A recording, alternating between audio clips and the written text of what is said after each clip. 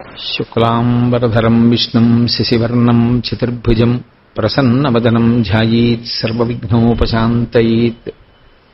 గురుర్బ్రహ్మా గురుర్విష్ణుః గురుర్దేవో మహేశ్వరః గురుః సాక్షాత్ పరబ్రహ్మ తస్మై శ్రీ గురవై నమః.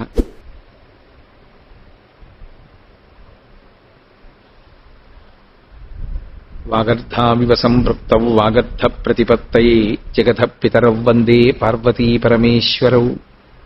సూక్తిం సమగ్రేతున స్వయమేవ లక్ష్మీః శ్రీరంగరాజమహిషీ మధురైఃకటాక్షైః వైదగ్ధ్యవర్ణగుణగుంభనగౌరవైర్యాం కండూలకర్ణకుహరాः కవయోధయంతి. హైమోర్ధ్వపుండ్రమజహన్మకుటం సునాసం మందస్మితం మకరకుండలచారుగండం బింబాధరం బహుళదీర్ఘకృపాకటాక్షం శ్రీవేంకటేశముఖమాత్మని సన్నిధత్తాం. విమలపటీ కమలకుటీ పుస్తకరుద్రాక్షసస్తహస్తపుటీ కామాక్షీ పక్ష్మలాక్షీ కలిత విపంచీ విభాసి వైరించీ. మనోజవం మరుతతుల్యవేగం జితేంద్రియం బుద్ధిమతాం వరిష్టం వాతాత్మజం వనరయూధముఖ్యం శ్రీరామదూతం శిరసా నమామి. ఆపదామపహర్తారం దాతారం సర్వసంపదాం లోకాభిరామం శ్రీరామం భూయో భూయో నమామ్యహం. వ్యాసాయ విష్ణురూపాయ వ్యాసరూపాయ విష్ణవే నమో వై బ్రహ్మనిధయే వాసిష్ఠాయ నమో నమః. కూజంతం రామ రామీతి మధురం మధురాక్షరం ఆరుహ్య కవితాశాఖాం వందే వాల్మీకికోకిలం. శ్రుతిస్మృతిపురాణానాం ఆలయం కరుణాలయం నమామి భగవత్పాదశంకరం లోకశంకరం. హరి ఓం. పరమేశ్వర స్వరూపమైన సభకు నమస్కారం. నీకేం ఇబ్బంది లేదు కదమ్మాయి? ఫ్యాన్ వల్ల ఇబ్బంది ఏం లేదు కదా?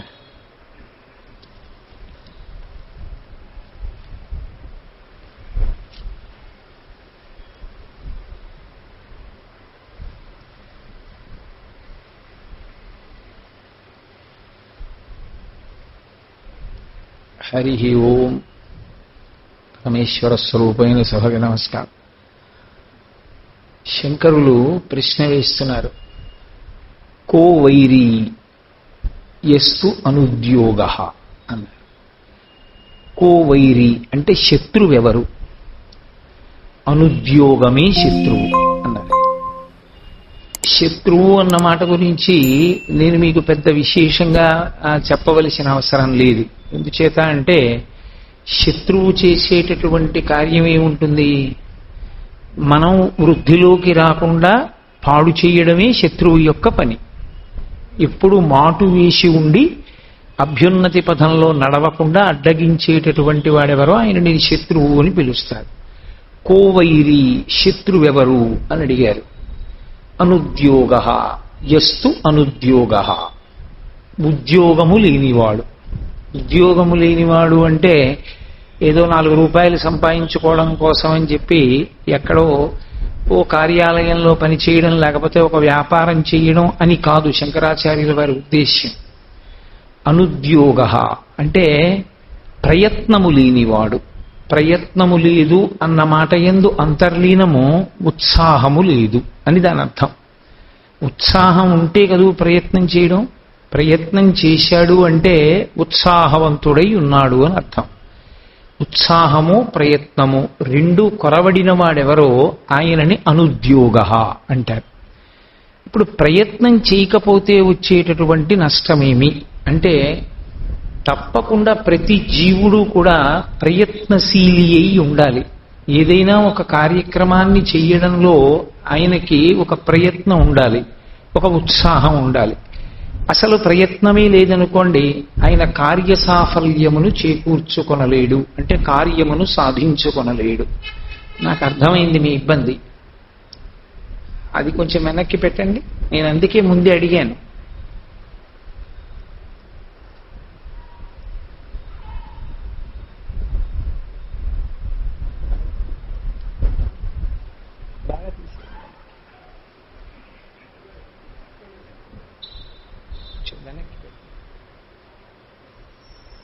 చేసి వెనక్కి పెట్టండి.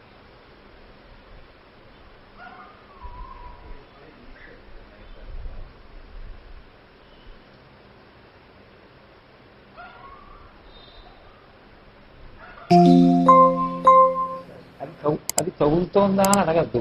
అది నాకు తగులుతోంది అన్న అనుభూతి చెందడానికి వీలుగా నేను పెట్టుకోవడం సాధ్యం కాదు కాబట్టి అది ఎక్కడున్నా తగిలింది అని భావన చేస్తాను. కొంచెం వెనక్కి ఉంచాం, నా శబ్దం వస్తుందిగా.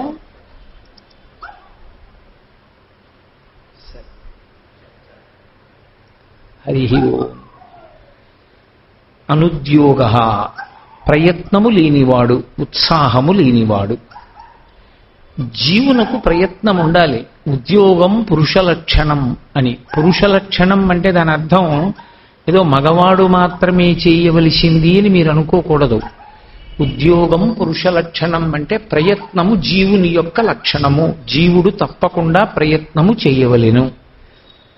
అసలు ప్రయత్నం అన్నది చెయ్యకపోతే ఈశ్వరానుగ్రహం తనంత తాను ఏదీ మీకు సిద్ధాన్నాన్ని వడ్డించి తీసుకొచ్చి పెట్టేది కాదు. మన ప్రయత్నం అనేటటువంటిది మనకు ఉండాలి. ఆ పైన ఈశ్వరానుగ్రహము కలిస్తే ఆ ప్రయత్నము సఫలీకృతం అవుతుంది. ఎందుకంటే మనం ఎన్నో సంకల్పాలు చేస్తూ ఉంటాం. ఇది ఇలా జరగాలి అని సంకల్పం చేస్తాం. ఇది ఇలా జరగాలి అని సంకల్పం మనం చేసి ఒక వ్యూహాన్ని నిర్మాణం చేసి కార్యక్రమాన్ని చేయడం ప్రారంభించినప్పటికీ కూడా అది సఫలీకృతము కాలేదు అంటే మన ప్రయత్నానికి, మనం చేసేటటువంటి కార్యాచరణకు ఇతోధికముగా పైనుంచి సహాయపడవలసినటువంటి కంటికి కనపడని వేరొక స్వరూపము ఉన్నది అని గుర్తు. అది భగవానుడు. భగవానుని యొక్క అనుగ్రహము కూడా తోడైందనుకోండి, చేసినటువంటి కార్యము సఫలీకృతమవుతుంది. అందుకే ఒక కార్యము చెయ్యడంలో మీకు ఎంత దక్షత ఉన్నది, ఒక కార్యక్రమాన్ని నిర్వహణం చేయడంలో మీకు ఉన్న శాస్త్ర పరిజ్ఞానం ఎంత అన్నదానికన్నా ఆ శాస్త్ర పరిజ్ఞానము దక్షతతో పాటుగా మీకు భగవంతుని యొక్క అనుగ్రహము ఎంత ఉన్నది అన్నది కూడా అత్యంత ప్రధానమై ఉంటుంది. అందుకే మీరు చూడండి, శుభలేఖ అని వేస్తాం మనం. పిల్లలకి వివాహం చేసేటప్పుడు శుభలేఖ. శుభలేఖలో ఏం వేస్తాం? వాళ్ళిద్దరూ సంతోషంగా ఉండాలి, దీర్ఘకాలం దంపతులుగా చక్కగా జీవనం చెయ్యాలన్నది కదా మన కోరిక. కేవలం మనం సంకల్పం చేసి వాళ్ళిద్దరినీ పీటల మీద కూర్చోపెట్టి జీలకర్ర బెల్లం పెట్టించి మంగళసూత్రం కట్టించినంత మాత్రం చేత ఆడపిల్ల దీర్ఘ సౌమాంగల్యంతో పుత్రపౌత్ర అభివృద్ధిగా భర్తతో కలిసి సంతోషంగా ఉంటుందని ఏమి విశ్వాసము? పరమేశ్వరానుగ్రహం ఒకటి కలవాలి. ఆ పరమేశ్వరానుగ్రహము ఎవరి సంకల్పమునకు కలుగుతుంది? పరమభక్తి తత్పరులైనటువంటి పెద్దలు మంగళం మహత్, ఇది అట్లు జరుగుగాక అని వారు అన్నారనుకోండి, వారి నోటి వెంట వచ్చినటువంటి మాటని తప్పు చెయ్యడాన్ని పరమేశ్వరుడు అంగీకరించాడు. ఇందుచేత తనని నమ్ముకున్నటువంటి భక్తుడు నా వెనక ఈశ్వరుడు ఉన్నాడు అని పరమ విశ్వాసంతో ఉన్నవాడు. అంత విశ్వాసంతో ఉన్నవాడి నోటి వెంట వచ్చినటువంటి మాట నిజము కాని నాడు ఇక భక్తి అన్నది లోకంలో ఎలా నిలబడుతుంది? తనని నమ్ముకున్న వాడి మాట నిజం చెయ్యాలి కాబట్టి పరమభక్తి తత్పరుడైనటువంటి వాడి యొక్క మాటకి పరమేశ్వరుడు కట్టుబడి నీవు ఎలా సంకల్పము చేశావో అట్లు జరుగుగాక, శివ సంకల్పమస్తు అంటాడు. అందుకే నా కూతురు పెళ్ళైనా నేను నిర్ణయం చేశాను అనను. పెద్దలు నిశ్చయించినారు కానా, పెద్దలు నిర్ణయం చేశారు. ఎవరు? పెద్దరికం దేని చేత వచ్చింది? పెద్దరికము వయస్సు చేత వచ్చేది కాదు.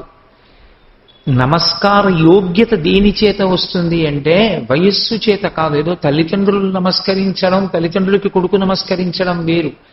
పరమ భక్తి తత్పరుడైనటువంటి వాడు, భగవత్ సంబంధమైనటువంటి జ్ఞానము కలిగిన వాడెవరో ఆయన తనకన్నా పెద్దలైన వారి చేత కూడా నమస్కరింపబడడానికి యోగ్యుడై ఉంటాడు. అక్కడ వయస్సు యొక్క ప్రాధాన్యత ఉండదు. భక్తి జ్ఞాన వైరాగ్యములు ప్రధానములై ఉంటాయి. ఇందులో పెద్దలు నిర్ణయించినారు కానా అన్న మాట వాడడానికి కారణం భగవత్ సంబంధమైనటువంటి భక్తిని పొంది ఉన్నవాడు. ఇప్పుడు మీ ప్రయత్నము భగవద్భక్తి రెండూ కలిశాయనుకోండి, సఫలీకృతం అవుతుంది. మీ ప్రయత్నము శాస్త్రమునందు మీకు విశేషమైన ప్రావీణ్యం ఉంది, గొప్ప దక్షత ఉంది. కానీ భగవంతుని యొక్క అనుగ్రహాన్ని పుచ్చుకోగలిగినంత భక్తి తత్పరులని చెప్పడానికి అవకాశం లేదు. ఇప్పుడు మీరు చేసిన సంకల్పములన్నీ సఫలీకృతములవుతాయా అంటే చెప్పడం కష్టం. ఎందుచేత అంటే నేను మీకు ఒక ఉదాహరణ చూపిస్తాను. భాస్కరాచార్యుల వారిని, వారు గొప్ప జ్యోతిష విద్వాంసులు. వారు తన కుమార్తె యొక్క జాతకాన్ని పరిశీలించారు. పరిశీలించినప్పుడు వారు ఒక విషయాన్ని తెలుసుకున్నారు. నా కూతురు దీర్ఘ సౌమాంగల్యముతో ఉండదు, అకాల వైధవ్యమును పొందుతుంది అని తెలుసుకున్నారు. ఆయనకి జ్యోతిష శాస్త్రంలో గొప్ప ప్రవేశం ఉంది కాబట్టి బలమైన ముహూర్తాన్ని కూడా పెట్టగలరు.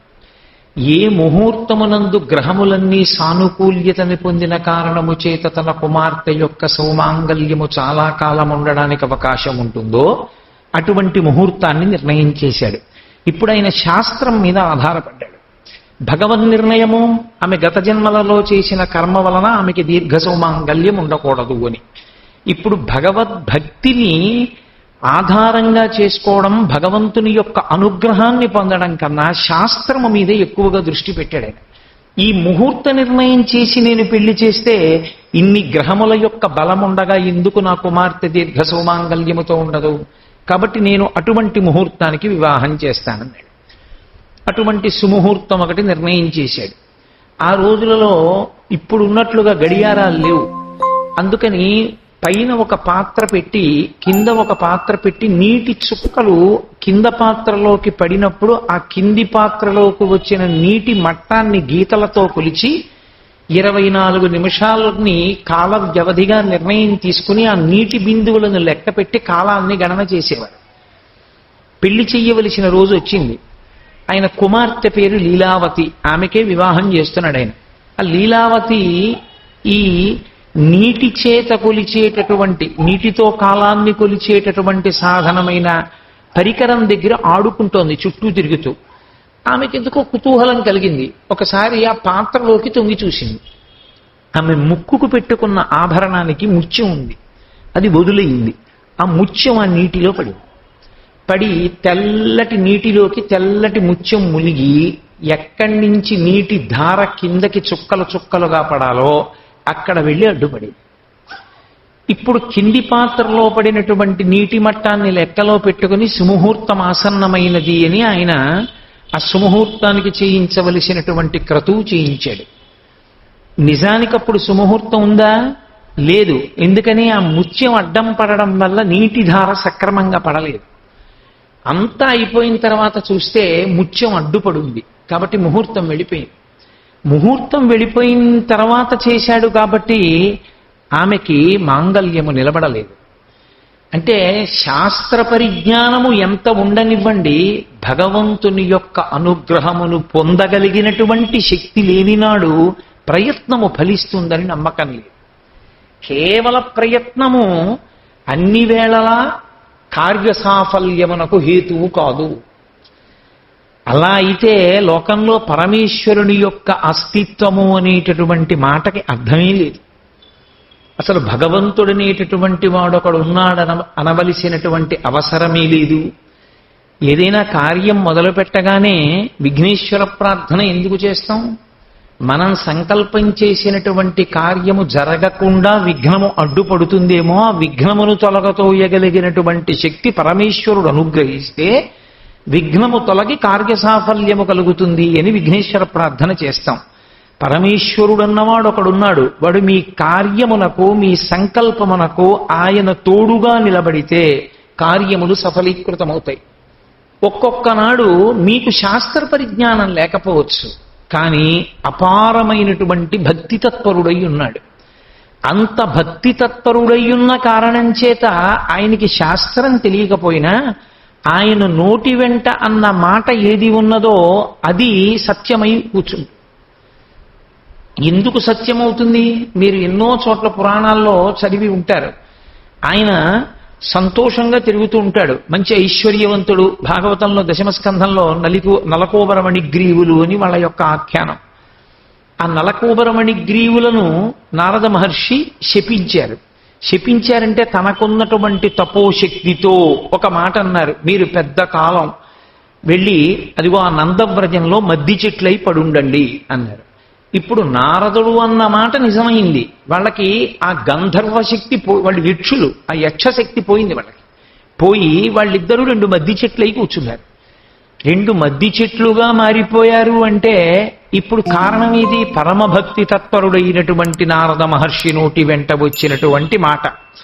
ఆ మాట వాళ్ళ జీవన గమనాన్ని మార్చేసింది. కాబట్టి భగవద్భక్తి తత్పరుడైన వాడి నోటి వెంట వచ్చినటువంటి మాట మీ కార్యము సఫలీకృతం అవడానికి హేతు అవుతుంది. భగవంతుని యొక్క అనుగ్రహమును తెచ్చిపెడుతుంది. కేవలము శాస్త్ర పరిజ్ఞానంతో భగవద్భక్తి లేకుండా మీరు చేసినటువంటి ప్రయత్నములు వనగూడుతాయని నమ్మకం లేదు. అందుకే ఒక కార్యమును సాధించుకోవాలి అంటే రెండిటిని ఎప్పుడూ పక్క పక్కన పెట్టుకుని ఉండాలి. ఏవి అవి అంటే ప్రయత్నము చెయ్యాలి, ప్రయత్నము విడిచిపెట్టకూడదు. ఇంక నేను ఎందుకండి ప్రయత్నం చేయడం, ఈశ్వరుడు తలుచుకుంటే కదా అవుతుంది అని ప్రయత్నం మారడానికి వీలేదు. నువ్వు ప్రయత్నం చేస్తే ఈశ్వరుడు ఆనుకూల్యతని సిద్ధింపచేస్తాడు. నీ ప్రయత్నము చెయ్యాలి, ఈశ్వరానుగ్రహమును నమ్మి ఉండాలి. పరమేశ్వరుడు నన్ను అనుగ్రహించుగాక అన్న ప్రార్థన కూడా ఉండాలి. ఈ 2 పక్క పక్కన పెట్టడాన్ని శాస్త్రంలో పురుషకారము, పురుష ప్రయత్నము, ఈశ్వరానుగ్రహము అంటారు. ఈ 2 కూడా అత్యంత ప్రధానములై ఉంటాయి.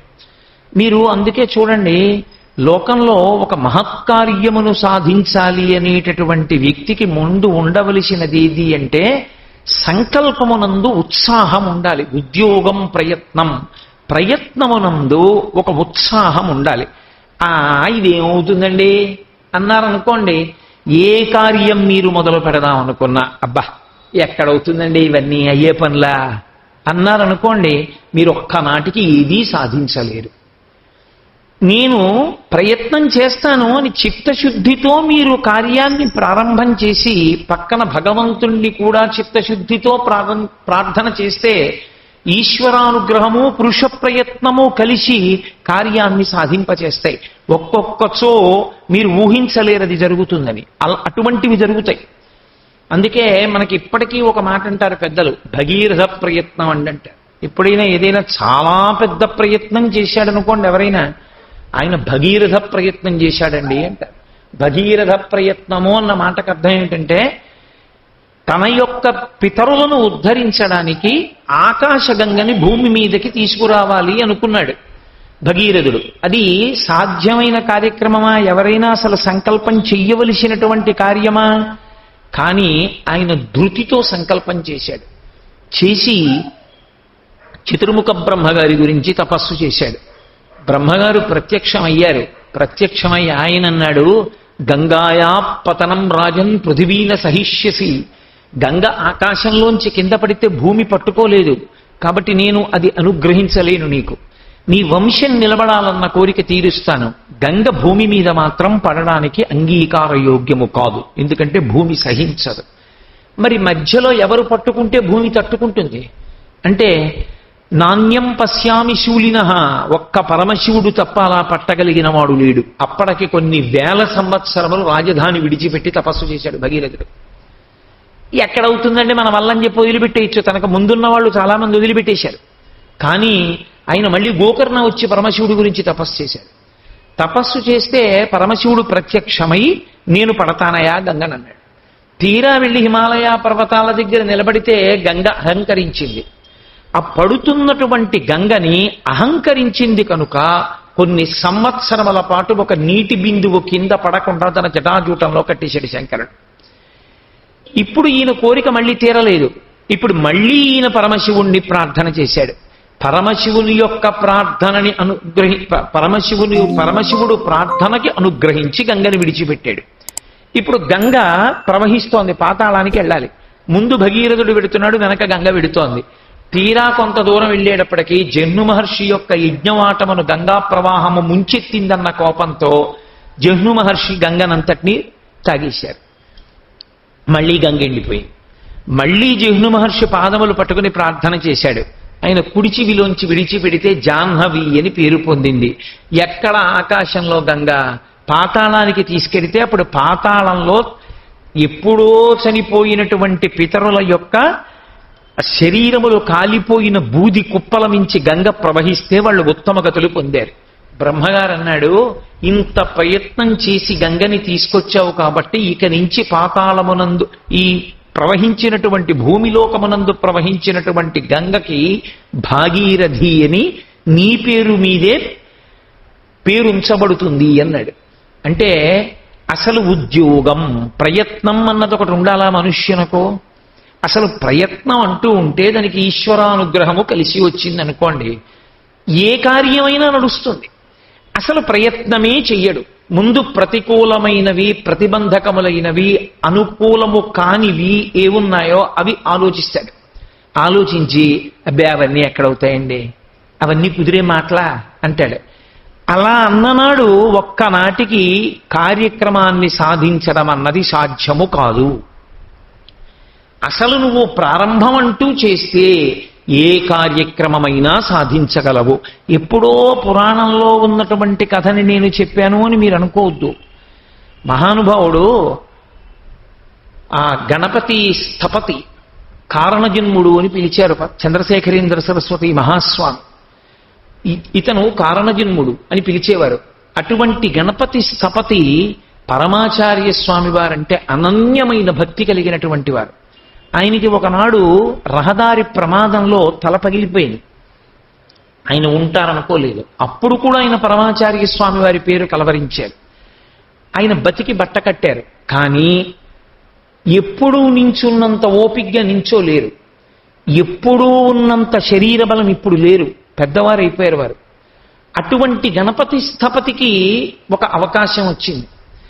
ఏ గురువు గారి పేరు నిద్ర లేచిన దగ్గర నుంచి నిద్రపోయే వరకు నిద్రలో కూడా ఆయన పలవరిస్తారో, ఏ గురువు గారి పేరు చెప్తే నేల మీద పడి నమస్కరిస్తారో, ఏ గురువు గారి పేరు చెప్తే గణపతి స్థపతి గారు కొన్ని గంటల పాటు ఆయన యొక్క వైభవాన్ని మాట్లాడతారో, అంత భక్తి తత్పరుడైనటువంటి గణపతి స్థపతి గారు ఈ వయస్సులో కనీసం నిలబడడానికి ఓపిక లేనటువంటి స్థితిలో చంద్రశేఖరేంద్ర సరస్వతి మహాస్వామి వారి యొక్క స్మృతి చిహ్నంగా పునాది లేకుండా, ఇనుము ఎక్కడా కూడా సిమెంటు వాడకుండా అద్భుతమైనటువంటి మణిమంటపాన్ని పునాది లేకుండా రాళ్లతో నిర్మించవలసి వచ్చింది. అపురూపమైన కట్టడం. ఎప్పుడో కొన్ని శతాబ్దాల క్రితం కట్టారు ఎవరో, చోళులు, చాళుక్యులు మొదలైనటువంటి వారు. అంత గొప్ప శిల్పకళా విన్యాసంతో పరమాచార్య స్వామి వారి స్మృతి చిహ్నంగా కట్టవలసి వచ్చింది. మీరు చూస్తే గణపతి స్థపతి గారిని చూస్తే అబ్బే ఆయన ఇప్పుడు పాపం ఇవన్నీ ఎక్కడ చేయగలరండి అంటారు. ఆ గణపతి స్థపతి గారు తన గురువు గారికి అటువంటి స్మృతి చిహ్నాన్ని కట్టాలని నిజంగా ఆయన చేసినటువంటి రూపకల్పన, కొన్ని వందల మంది శిల్పుల యొక్క పనిని పర్యవేక్షించి అద్భుతమైనటువంటి విమానం, పురుష విమానం. పైగా అది పురుష విమానంలో ఒక్క శిలతో లోపలంతా అంతగా ఖాళీ ఉండేటటువంటి ప్రదేశాన్ని పెట్టి పరమాచార్య స్వామియే కూర్చున్నారా అని అనుమానం వచ్చేటంతటి గొప్ప విగ్రహాన్ని చెక్కి అంత గొప్ప మణిమంటపాన్ని నిర్మాణం చేసిన రోజున స్థపతి గారి దగ్గరికి వెళ్ళి, అయ్యా మీరు ఇంత గొప్ప నిర్మాణం చేశారు, 2 మాటలు చెప్పండి దీని గురించి అంటే, ఒక మాట ఆయన కంఠంలోంచి పెగలల. అశ్రుధారలు కారిపోయాయి. అసలు ఆయన మాటలు అర్థం కాలేదు, రికార్డ్ అవ్వలేదు. అంటే ఎప్పటి విషయమో నేను చెప్తున్నానని మీరు అనుకోవచ్చు గంగావతరణం చెప్తే. ఇప్పుడు మనతో సమకాలీనులై ఇప్పటికీ కాంచీపురంలో కూర్చుని ఎన్నో శిల్పాలకి ప్రాణం పోసేటటువంటి స్థపతి గారు అంత గొప్ప మణిమంటపాన్ని నిర్మించగలిగారు. అసలు నీకు ప్రయత్నం, ఉద్యోగం అంటే మళ్ళీ మళ్ళీ చెప్తున్నా, ఉద్యోగం అంటే డబ్బుల కోసం చేసేటటువంటి ఒక సేవ కాదు. మీ యందు ప్రయత్నం ఉంటే, మీకొక చిత్తశుద్ధి ఉంటే, మీరు భగవంతుణ్ణి త్రికరణ శుద్ధిగా అనుగ్రహించమని ప్రార్థన చేసి ప్రారంభం చేస్తే మనుష్యుడు సాధించలేనిది లేదు. అబ్దుల్ కలాం గారు ఇండామిటబుల్ స్పిరిట్ అని ఒక పుస్తకం రాశారు. ఆ పుస్తకంలో ఆయన ఒక మాట రాశారు. ఆయన ఇంగ్లీష్లో రాశారు, నేను దాన్ని తెలుగులో చెప్తున్నాను. నీవు ఏమవుదామనుకుంటున్నావన్న విషయాన్ని ఒక చిన్న కాగితం ముక్క మీద రాయి. కాగితం ముక్క మీద నువ్వేమవుదాం అనుకుంటున్నావో రాయడం గొప్ప కాదు. Let it be an innovation, let it be a discovery, or let it be fighting against injustice, whatever it may be. You just write it on a piece of paper. but you should also make use of the time and make proper endeavor, so that on one day that piece of paper on which you have written your inclination will be a part of the world's history, or all Indians will feel proud of your achievement and it becomes a page in the history of our country అని రాశాడు ఆయన. మీరు చిన్న కాగితం ముక్క తీసుకుని నేను ఇది అవుదాం అనుకుంటున్నాను జీవితంలో అని వ్రాసిన దాన్ని గాలికి వదిలిపెట్టకుండా అది మీరు కాగలరన్న నమ్మకంతో మీరు నిరంతర ప్రయత్నములు చెయ్యడము ప్రారంభము చేస్తే మీరు ఒక కాగితం ముక్క మీద ఒకనాడు వ్రాసుకున్నటువంటి ఆ కాగితపు ముక్క ప్రపంచ చరిత్రలో ఒక పుట కావచ్చు, భారతీయులు గర్వపడేటటువంటి భారతీయ చరిత్రలో ఒక పుట కావచ్చు. మీ శరీరం వెళ్ళిపోయినా మీరు నిత్యస్మరణీయులుగా నిలబడిపోవచ్చు. అది విజ్ఞాన శాస్త్రంలో ఒక కొత్త విషయాన్ని కనిపెట్టడం కావచ్చు, లేకపోతే ఉన్న సత్యాన్ని వెలుగులోనికి తీసుకురావడం కావచ్చు, అన్యాయానికి వ్యతిరేకంగా మీరు పోరాటం చెయ్యడం కావచ్చు. నిజంగానే మహానుభావుడు చిన్న వయస్సులో రామేశ్వరంలో రైల్వే స్టేషన్లో ట్రైన్ వెళ్ళిపోతున్నప్పుడు రన్నింగ్ ట్రైన్లోంచి విసిరేసినటువంటి న్యూస్ పేపర్స్ బండిల్స్ కలెక్ట్ చేసుకుని సైకిల్ మీద ఇంటింటికి రామేశ్వరంలో పట్టుకెళ్ళి వేసి ఆ పేపర్లు స్కూల్ నుంచి సాయంకాలం వచ్చిన తరువాత సైకిల్ వేసుకుని మళ్ళీ వెళ్ళి పేపర్ బిల్ కలెక్ట్ చేసి అమ్మ కాల్చి పెట్టినటువంటి గోధుమ రొట్టెలు తిని కాలేజీలో చదువుకుందాం అనుకున్న రోజున మెడ్రాస్ ఇన్స్టిట్యూట్ ఆఫ్ టెక్నాలజీలో ఆయనకి సీట్ వస్తే చదువుకోవడానికి డబ్బులు లేక కాలేజీ ముందుకెళ్ళి ఇలా నిలబడి చూసి వచ్చేస్తే తన సోదరి అయినటువంటి జోహరా తన చేతి గాజులు తీసి తాకట్టు పెట్టి డబ్బిస్తే నువ్వు ఎంత నా మీద నమ్మకంతో నేను చదువుకోవడానికి డబ్బిచ్చావో ఆ గాజుల్ని నేను కష్టపడి చదువుకుని స్కాలర్షిప్తో విడిపించి నీ చేతికి గాజులేస్తానని ప్రతిజ్ఞ చేసి అంత కష్టపడి చదివాడు మహానుభావుడు. ఏ సామాన్యమైన చదువు కాదు. ఆయనే వ్రాసుకున్నారు ఒక చోట వింగ్స్ ఆఫ్ ఫైర్లో. నాకు ఎప్పుడో చదివిన విషయం, కృష్ణ అయ్యర్ అని ఒక ప్రొఫెసర్, ఆయన అకస్మాత్తుగా ఓ రోజున పిలిచారు నలుగురు విద్యార్థుల్ని, అబ్దుల్ కలాం గారు అందులో ఒకరు. మిమ్మల్ని లో లెవెల్లో ఎగురుతూ అటాక్ చేసేటటువంటి ఒక ఎయిర్ క్రాఫ్ట్ డిజైన్ చేయమని చెప్పాను ప్రాజెక్ట్ కింద. అప్పటికి అయిపోయింది MITలో ఆయన స్టడీ.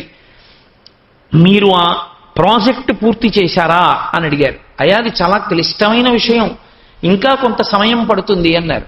ఇప్పటి వరకు ఏం చేశారు అన్నారు. ఆయన ఏం చేశారో చెప్పారు. ఆయన అంగీకరించలేదు. నిరుపయోగం, ఎందుకు పనికిరాదు నువ్వు చేసింది, నేను దాంతో తృప్తి పట్టలేదన్నారు. అంటే ఆయన అన్నారు 12 కారణములు చెప్పుకున్నారు. కలాం గారే రాసుకున్నారు. 12 కారణాలు చెప్పారు, అబద్ధాలు కావు, ఉన్న కారణాలు చెప్పారు. అది ఎంత కష్టమో తయారు చేయడం, ఎంత కష్టపడుతున్నారో చెప్పారు. ఒప్పుకోలేదు ప్రొఫెసర్ గారు. ఒప్పుకోకుండా ఆయన అన్నారు, ఇవాళ శుక్రవారం, ఈ రోజు మధ్యాహ్నం నేను నీతో మాట్లాడాను, నువ్వేం చేస్తావో నాకు అనవసరం, నీకు 3 రోజులు టైం ఇస్తున్నాను. సోమవారం నాడు ఉదయానికి నువ్వు ఆ ఎయిర్ క్రాఫ్ట్కి సంబంధించిన ప్రాజెక్ట్ నాకు చూపించాలి. నువ్వు అలా చూపించకపోతే నీ స్కాలర్షిప్ ఆప్ చేసేస్తాను. నేను ఇప్పటికీ మర్చిపోను. ఆయన వాడిన మాట ఏమిటో తెలుసా? Scholarship was my life line అని రాసుకున్నారు. ఆ స్కాలర్షిప్ ఆగిపోతే నా జీవితమే ఆగిపోతుంది, అదే నా లైఫ్ లైన్. నా స్కాలర్షిప్ మీదే నేను ఆధారపడ్డాను, అది ఆపేస్తానన్నారని ఆయన బెంగ పెట్టుకోలేదు. ఉద్యోగం, ప్రయత్నం. రూమ్లోకి వెళ్ళి బ్లాక్ బోర్డ్ మీద చాక్ పీస్ తీసుకుని మొదలుపెట్టారు. శుక్రవారం నాడు మధ్యాహ్నం బ్లాక్ బోర్డు ముందు నిలబడినటువంటి వ్యక్తి శనివారం నాడు సూర్యోదయం అయిపోయింది. అయిపోయిన తర్వాత ఇక కాళ్ళు నిలబడలేని స్థితికి వచ్చాయి. 1 గంట సమయమే తీసుకుంటానని కాలకృత్యాలు తీర్చుకొని స్నానం చేసి కొద్దిగా పలహారం చేసి మళ్ళీ బ్లాక్ బోర్డ్ దగ్గర నించున్నారు. శనివారం పగలంతా అయిపోయింది, శనివారం రాత్రంతా అయిపోయింది, ఆదివారం ఉదయం 9 అయిపోయింది. ఆయన ఎందుకో చాక్ పీస్ కోసం ఇలా తీసుకుందామని చూసేటప్పటికీ ఒక వ్యక్తి నిలబడి చూస్తున్నాడు. ఎవరని ఇలా చూశారు. ఎవరు తనని 3 రోజులలో ప్రాజెక్ట్ పూర్తి చేయమన్నారో ఆ ప్రొఫెసర్ కృష్ణ అయ్యరే. అప్పటి వరకు టెన్నిస్ ఆడి టెన్నిస్ సూట్లో అబ్దుల్ కలాం గారు రూమ్లోకి వచ్చారు. ఏం చేస్తున్నాడో చూద్దాం, 3 రోజుల్లో చేయమన్నాను, అసలు ప్రయత్నం అన్నది మొదలు పెట్టాడా అని. లోపలికొచ్చి చూసి ఆనంద భాష్పాలు కారుస్తూ అబ్దుల్ కలాం గారిని కౌగిలించుకున్నారు. ఓ మై బాయ్, ఎంత అద్భుతమైన అచీవ్మెంట్, ఎవరు ఊహించరు. నేను కూడా అన్నాను కానీ 3 రోజులలో నువ్వు చేస్తావు అనుకోలేదు. ఇంకా ఇవాళ ఆదివారం పొద్దున్న ఎంత గొప్పగా తయారు చేశావయ్యా అన్నారు. ఒకనాడు ఆ ప్రయత్నం ప్రారంభించినప్పుడు సమయాన్ని మరిచిపోయినటువంటి అబ్దుల్ కలాం గారు ఈ దేశానికి రక్షణ రంగంలో ఉపగ్రహాల్ని తయారు చెయ్యడంలో మగ్నమైపోవడంలో తను పెళ్లి చేసుకోవాలన్న విషయాన్ని కూడా మరిచిపోయారు. మరిచిపోయి మహానుభావుడు అంత పతాక స్థాయిని పొంది భారత రాష్ట్రపతి అయి ఇప్పటికీ పిల్లల దగ్గరికి వెళ్ళి పాఠాలు చెప్తున్నారు. అంతటి మహావిజ్ఞానవేత్త, భారతదేశం గర్వించవలసినటువంటి మహాపురుషుడుగా నిలబడ్డాడు. ఆయన ఈ మధ్య కాలంలో వ్రాసిన ఇండామిటబుల్ స్పిరిట్ అన్న పుస్తకంలో ఆయన అదే వ్రాశారు. నువ్వు కాలాన్ని సద్వినియోగం చేసుకుని ప్రయత్నం చెయ్యడం ప్రారంభించు. ఈశ్వరానుగ్రహం కలిసి వచ్చిన నాడు నువ్వు దుర్నిరీక్షమైనటువంటి స్థాయిని పొందగలవు. అసలు నువ్వు ఏ ప్రయత్నమో ప్రారంభించకపోతే నువ్వు ఎప్పటికీ ఏదీ కాలేవు. ప్రయత్నం పురుష లక్షణం అనుద్యోగ. అందుకే శంకరాచార్యుల వారు శత్రువెవరు? ప్రయత్నము లేనివాడు, ఉత్సాహము లేనివాడు, ఏదీ తెలుసుకునే ప్రయత్నము చెయ్యడు. అందుకే తన ప్రయత్నము తాను చేస్తూ పక్కన పరమేశ్వరుని యొక్క అనుగ్రహమును కూడా కోరుకున్నవాడై ఉండాలి. సీతమ్మ తల్లి ఒక మాట అడిగింది శ్రీరామాయణం సుందరకాండలో. మనిషి ఎంత ఉత్సాహవంతుడైనా ప్రయత్నములన్నీ పక్కన పెట్టేసి ఉత్సాహము నశించిపోవడానికి 2 కారణములుంటాయి. ఒకటి బద్ధకం, సోమరితనము చేత ఏ ఉద్యోగము అంటే ఏ ప్రయత్నము చెయ్యడు ఒకడు. కబుర్లు చెప్పమంటే మాత్రం ఎన్ని కబుర్లు చెప్తాడు. ఏది చెప్పండి అది అది ఎక్కడ జరుగుతుందండి అంటాడంతే ముందు. అది ఎక్కడ జరుగుతుందండి అని చెప్పడానికి ఎన్ని చెప్తాడో. లోకంలో ఉన్నటువంటి పెద్ద దురలవాటు ఏమిటో తెలుసా? కబుర్లు చెప్పడం. నేను ఎందుకు ఈ మాట అంటున్నానంటే మనిషి భోగలాలస, ఎప్పుడూ ఏదో సుఖంగా గడిపేయాలి. తేలిక మార్గం ఏమిటి? 5 పైసలు ఖర్చు అవ్వకుండా గడిపేయడానికి కబుర్లు చెప్పడమే. మాటలు చెప్తే వచ్చిన నష్టమే ఉంది. కాబట్టి వాడి ఇంట్లో వాడు కూర్చోడు. కాలాన్ని సద్వినియోగం చేసుకుని ఆయన ఉంటాడు. ఆయన్ని పాడు చేసేస్తాడు. 5 నిమిషాలు వస్తానండి అంటాడు. ఎందుకు? దేనికి 5 నిమిషాలు? అనవసరం. మనం వెళ్ళడం అనవసరం. ఒకవేళ వెళ్ళాం, ఎంతవరకు అవసరమో అంతవరకు బంగారాన్ని మిల్లీగ్రాములతో తూచినంత జాగ్రత్తగా ఆయన కాలాన్ని మనం వాడుకుని బయటికి వెళ్ళిపోవాలి తప్ప అనవసర ప్రసంగాలు చెయ్యకూడదు. అసలు వస్తానని అడగడమే మొదటి తప్పు. ఎందుకు నీకు తగినంత పని లేకుండా ఇంకోళ్ళ ఇంటికి వెళ్ళడం? అసలు వెళ్ళకూడదు. ఆయనకి ఆ కాలాన్ని సద్వినియోగం చేసుకోవడంలో ఎంతో తాపత్రయం ఉన్నవాడు. నువ్వెందుకు పాడు చేసేస్తావు ఆయన్ని? అది మొదటి తప్పు, కబుర్లు చెప్పడానికి వెళ్ళడం. 2, వెళ్ళి ఫోన్లేని మాట్లాడుతున్నాడు కదా అని చెప్పి అక్కర్లేనివన్నీ మాట్లాడి ఆయన కాలాన్ని నాశనం చేయడం 2వ పెద్ద తప్పు. మనిషికి ఏమిటంటే పెద్ద బలహీనత. అరే మనం ప్రయత్నం, ఏదో ఒక ధ్యేయం ఉన్నది, ఆ ధ్యేయము కొరకు ప్రయత్నము జరుగుతూనే ఉండాలి. లేనినాడు నువ్వు ఏమిటి సాధిస్తావు జీవితంలో?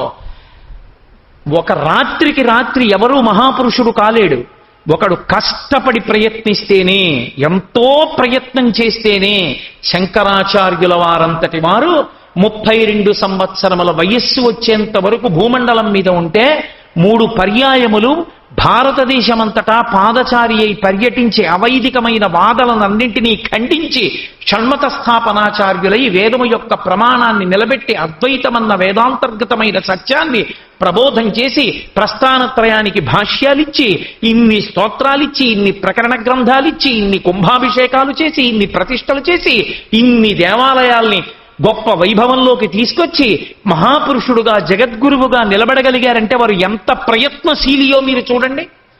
ఈ లోకంలో ఒక క్షణం ఆగకుండా నిరంతర ప్రయత్నం చేసి అసాధ్యములన్నవి సుసాధ్యములు చేసిన మహాపురుషులు ఇద్దరే. ఒకరు రామచంద్ర ప్రభువు, ఒకరు శంకర భగవత్పాదులు. ఇద్దరే అసాధ్యమన్నవన్నీ సుసాధ్యములు చేశారు. కోతులని వెంట పెట్టుకుని రావణుణ్ణి గెలవడమా? వానరాల్ని వెంట పెట్టుకుని వెళ్లి రావణ సంహారం చేశాడు మహానుభావుడు రామచంద్రమూర్తి.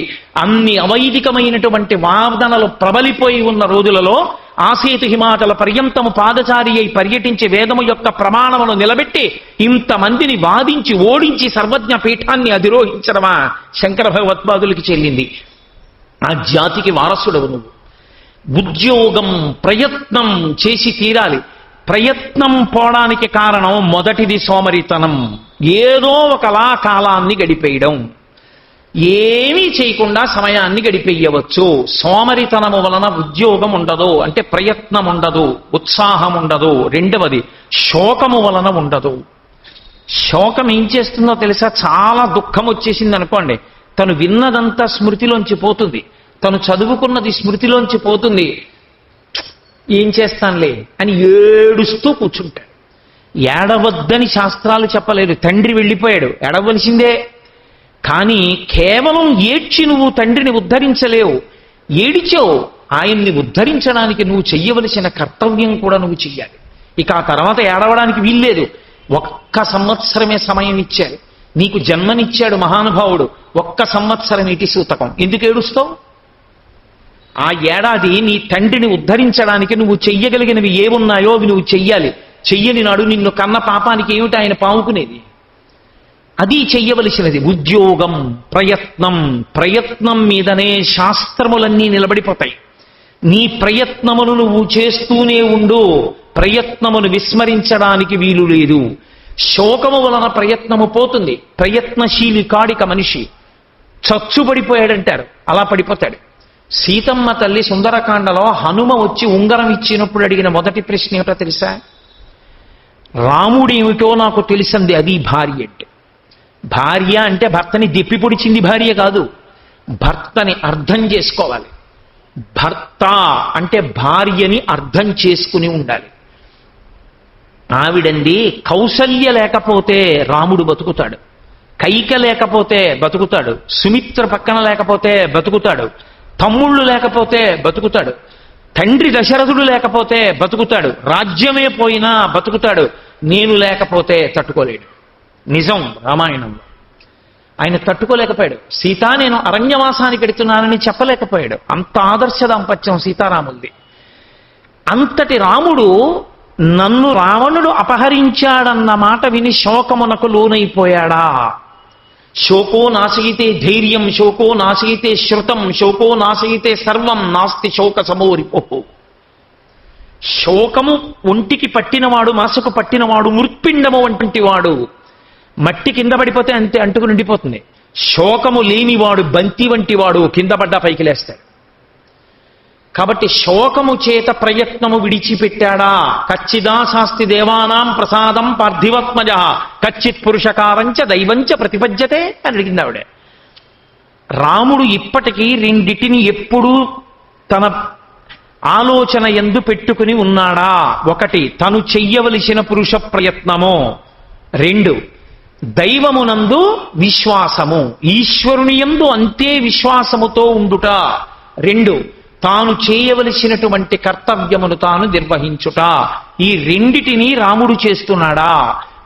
ఆయన ప్రయత్నం చెయ్యడం మానేసి శోకంతో కూలిపోయినా ఈశ్వరుడు వచ్చి నన్ను పట్టుకెళ్ళి ఆయనకి అప్పచెప్పడం. నేను ఇంతటి మొనగాన్ని నేను చెయ్యగలననుకున్నా ఈశ్వరానుగ్రహము కలిసి రానప్పుడు సంకల్పించిన కార్యములు నెరవేరవు. దశరథుడు ఇస్తానంద రాజ్యం ఎందుకు ఇవ్వకుండా అయింది? ఈశ్వరానుగ్రహం కలగలేదు. సీతమ్మతో కలిసి అరణ్యవాసానికి వచ్చిన రామలక్ష్మణుల యొక్క ఛత్రఛాయల్లోంచి సీతమ్మ ఎందుకు అపహరింపబడింది? దైవము అనుకూలించలేదు.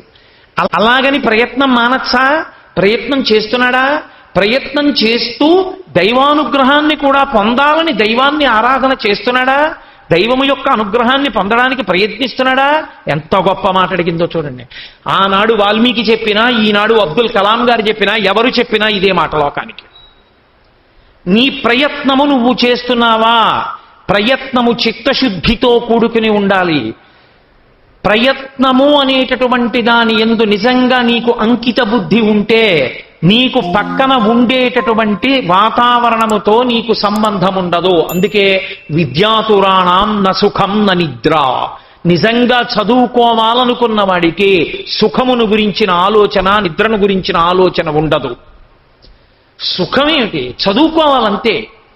ఎంత కష్టపడి చదువుకున్నారు ఈ దేశంలో లాల్ బహదూర్ శాస్త్రి గారు, ఎంత కష్టపడి చదువుకున్నారు సర్వేపల్లి రాధాకృష్ణన్ గారు.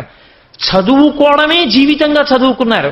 అంత మహావిద్వాంసులై ఈ దేశానికి అంతటి పేరు ప్రఖ్యాతులు సంపాదించి పెట్టారు. చదువుకునేటటువంటి వాడికి సుఖాన్ని అడగకూడదు. ఎలా ఉన్నా తాను అందులో లయమైపోయినప్పుడు, తన మనసు చదువుతున్న దాంట్లో లయమైపోయినప్పుడు బయట ఉన్న పరిస్థితులు నీకెలా అందాయి? అసలు నీ మనసు అందులో లయమైంది నిజమైతే నీకు చెమట పడుతోందో, ఉక్కపోస్తోందో, ఫ్యాన్ ఉందో, ఫ్యాన్ లేదో నీకెందుకు అందాలి? చిన్నతనంలో నీకు అన్ని సౌకర్యాలు కావలసి వస్తే నువ్వు ఎలా చదువుకుంటావు? కాబట్టి నీ ప్రయత్నము ఏదైనప్పటికీ ఆ ప్రయత్నమునందు నువ్వు చిత్తశుద్ధితో నిలబడగలుగుతున్నావా? ఉత్సాహముతో నిలబడుట అన్న మాటకు అర్థం అది. ఉత్సాహం, ప్రయత్నం పర్యాయ పదాలు. ఉద్యోగం అన్న మాటకి అది చేస్తున్నాడా రాముడు అని అడిగింది ఆవిడ. నిజంగా కూడా ఇంతమంది వానరుల్ని వెంట పెట్టుకుని వెళ్ళాడు. సముద్రం అడ్డొచ్చింది. ఎలా దాటుతాం? ఎవ్వరూ చెప్పలా. ఇలా దాటచ్చని చెప్పిన వాళ్ళు లేరు. కొంతమంది అన్నారు మీరు ఇక్కడ పడుకోండి, శరణాగతి చెయ్యండి అన్నారు. ప్రయత్నం, శరణాగతి చేశాడు. వినలేదు సముద్రుడు, బాణాన్ని ఎక్కుపెట్టాడు. అయ్యా ఇది నా లక్షణం, నేను ఇలా ప్రవహిస్తాను, నిన్ను అనుగ్రహిస్తాను, రాళ్లు తెచ్చి వేసి సేతువు కట్టు దాటన్నాడు. మహానుభావుడు కొద్ది రోజులలో సేతువు కట్టి లంకాపట్టణాన్ని చేరుకున్నాడు. ప్రయత్నం అసలు అది లేదనుకోండి, జీవితంలో సాధించగలిగిన వాడు లోకమునందు ఉండడో. మీరు ఏ వాంగ్మయాన్ని పరిశీలించండి, ఎవడు చిత్తశుద్ధితో ప్రయత్నము చేయడానికి నిలబడగలిగాడో, ఎవడు అలా ఉన్నాడో వాడు మాత్రమే అంత గొప్పవాడు కాగలడు. 100 మంది విద్యార్థులని తరగతి గదిలో కూర్చోపెట్టి పాఠం చెప్పినటువంటి ఉపాధ్యాయుడు ఒక పిల్లవాడిని పక్కకి తీసుకెళ్లి చెవిలో పాఠం చెప్పడం. ఒక పుస్తకాన్ని ముద్రణ వేసినప్పుడు ఆ పుస్తకాన్ని కొనుక్కున్న వాళ్ళందరికీ అన్ని పుటల యందు ఒకే సమాచారం ఉంటుంది. ఒక మహానుభావుడు ఆ గ్రంథం మీద చాలా సాధికారికమైనటువంటి స్థితిని పొందాడు. కొనుక్కున్న చాలా మంది ఇళ్లలో పుస్తకాలు అలాగే ఉన్నాయి. ఎక్కడుంది తేడా? ఒకడు పుస్తకాన్ని చదివినప్పుడు అలా చదివాడు, సప్తధాతువులలో జీర్ణం చేసుకున్నాడు ఆ పుస్తకాన్ని. అటువంటి ఉద్యోగం, అటువంటి ప్రయత్నం చేశాడు తెలుసుకోవడానికి. అటువంటి ప్రయత్నం ఎక్కడుందో వాడు వెలుగుతాడు తప్ప, వాడు మహాపురుషుడవుతాడు తప్ప, ఏ ప్రయత్నము లేకుండా కేవలముగా అదే యూనిఫామ్ వేసుకుని, అదే బ్యాడ్జీ పెట్టుకుని, అదే స్కూల్లో చదువుకున్న ప్రతి విద్యార్థి అంత గొప్ప స్థితిని పొందలేడు. ఎక్కడ ప్రయత్నం ఉన్నదో అక్కడ. అయితే శంకరులు కేవలము ఈ లౌకికమైన విషయం కోసమా ప్రతిపాదన చేసింది? యస్తు అనుద్యోగ అని కాదు. అసలు అందులో ఉన్న పెద్ద అంతరార్థం అంతా ఎక్కడుందో తెలుసా? నేను మీతో మనవి చేశా, రుచి వాసన అని 2 ఉంటాయి మనసు దగ్గర అని. ప్రతి విషయాన్ని చూస్తుంది. భార్య, ఆమెతో అనురక్తి ఎలా ఉంటుంది, రుచి చూస్తుంది. కొడుకు, అనుబంధం రుచి చూస్తుంది. కూతురు రుచి చూస్తుంది. అల్లుడు రుచి చూస్తుంది. గురువు రుచి చూస్తుంది. వాసన దేన్నో ఒకదాన్ని బాగా పట్టుకుంటుంది. అందరూ లౌకిక విషయాల గురించి తాపత్రయపడితే గురువు గారి గురించి అంత తాపత్రయపడేవాడు ఒకడు ఉంటాడు లోకంలో. అంతటి గొప్ప సిద్ధి కలిగినటువంటి మహానుభావుడు ఒక ఆయన ఉంటాడు. ఎవడి మనసు దేనిని పట్టుకున్నదో ఆ మనసు ఆ లక్షణాలతోటే, అదే రుచితో, అదే వాసనతో, అంటే దాని మీద ఏర్పరచుకున్న అనురక్తితోటే ఇంకో శరీరంలోకి ఎడుతుంది.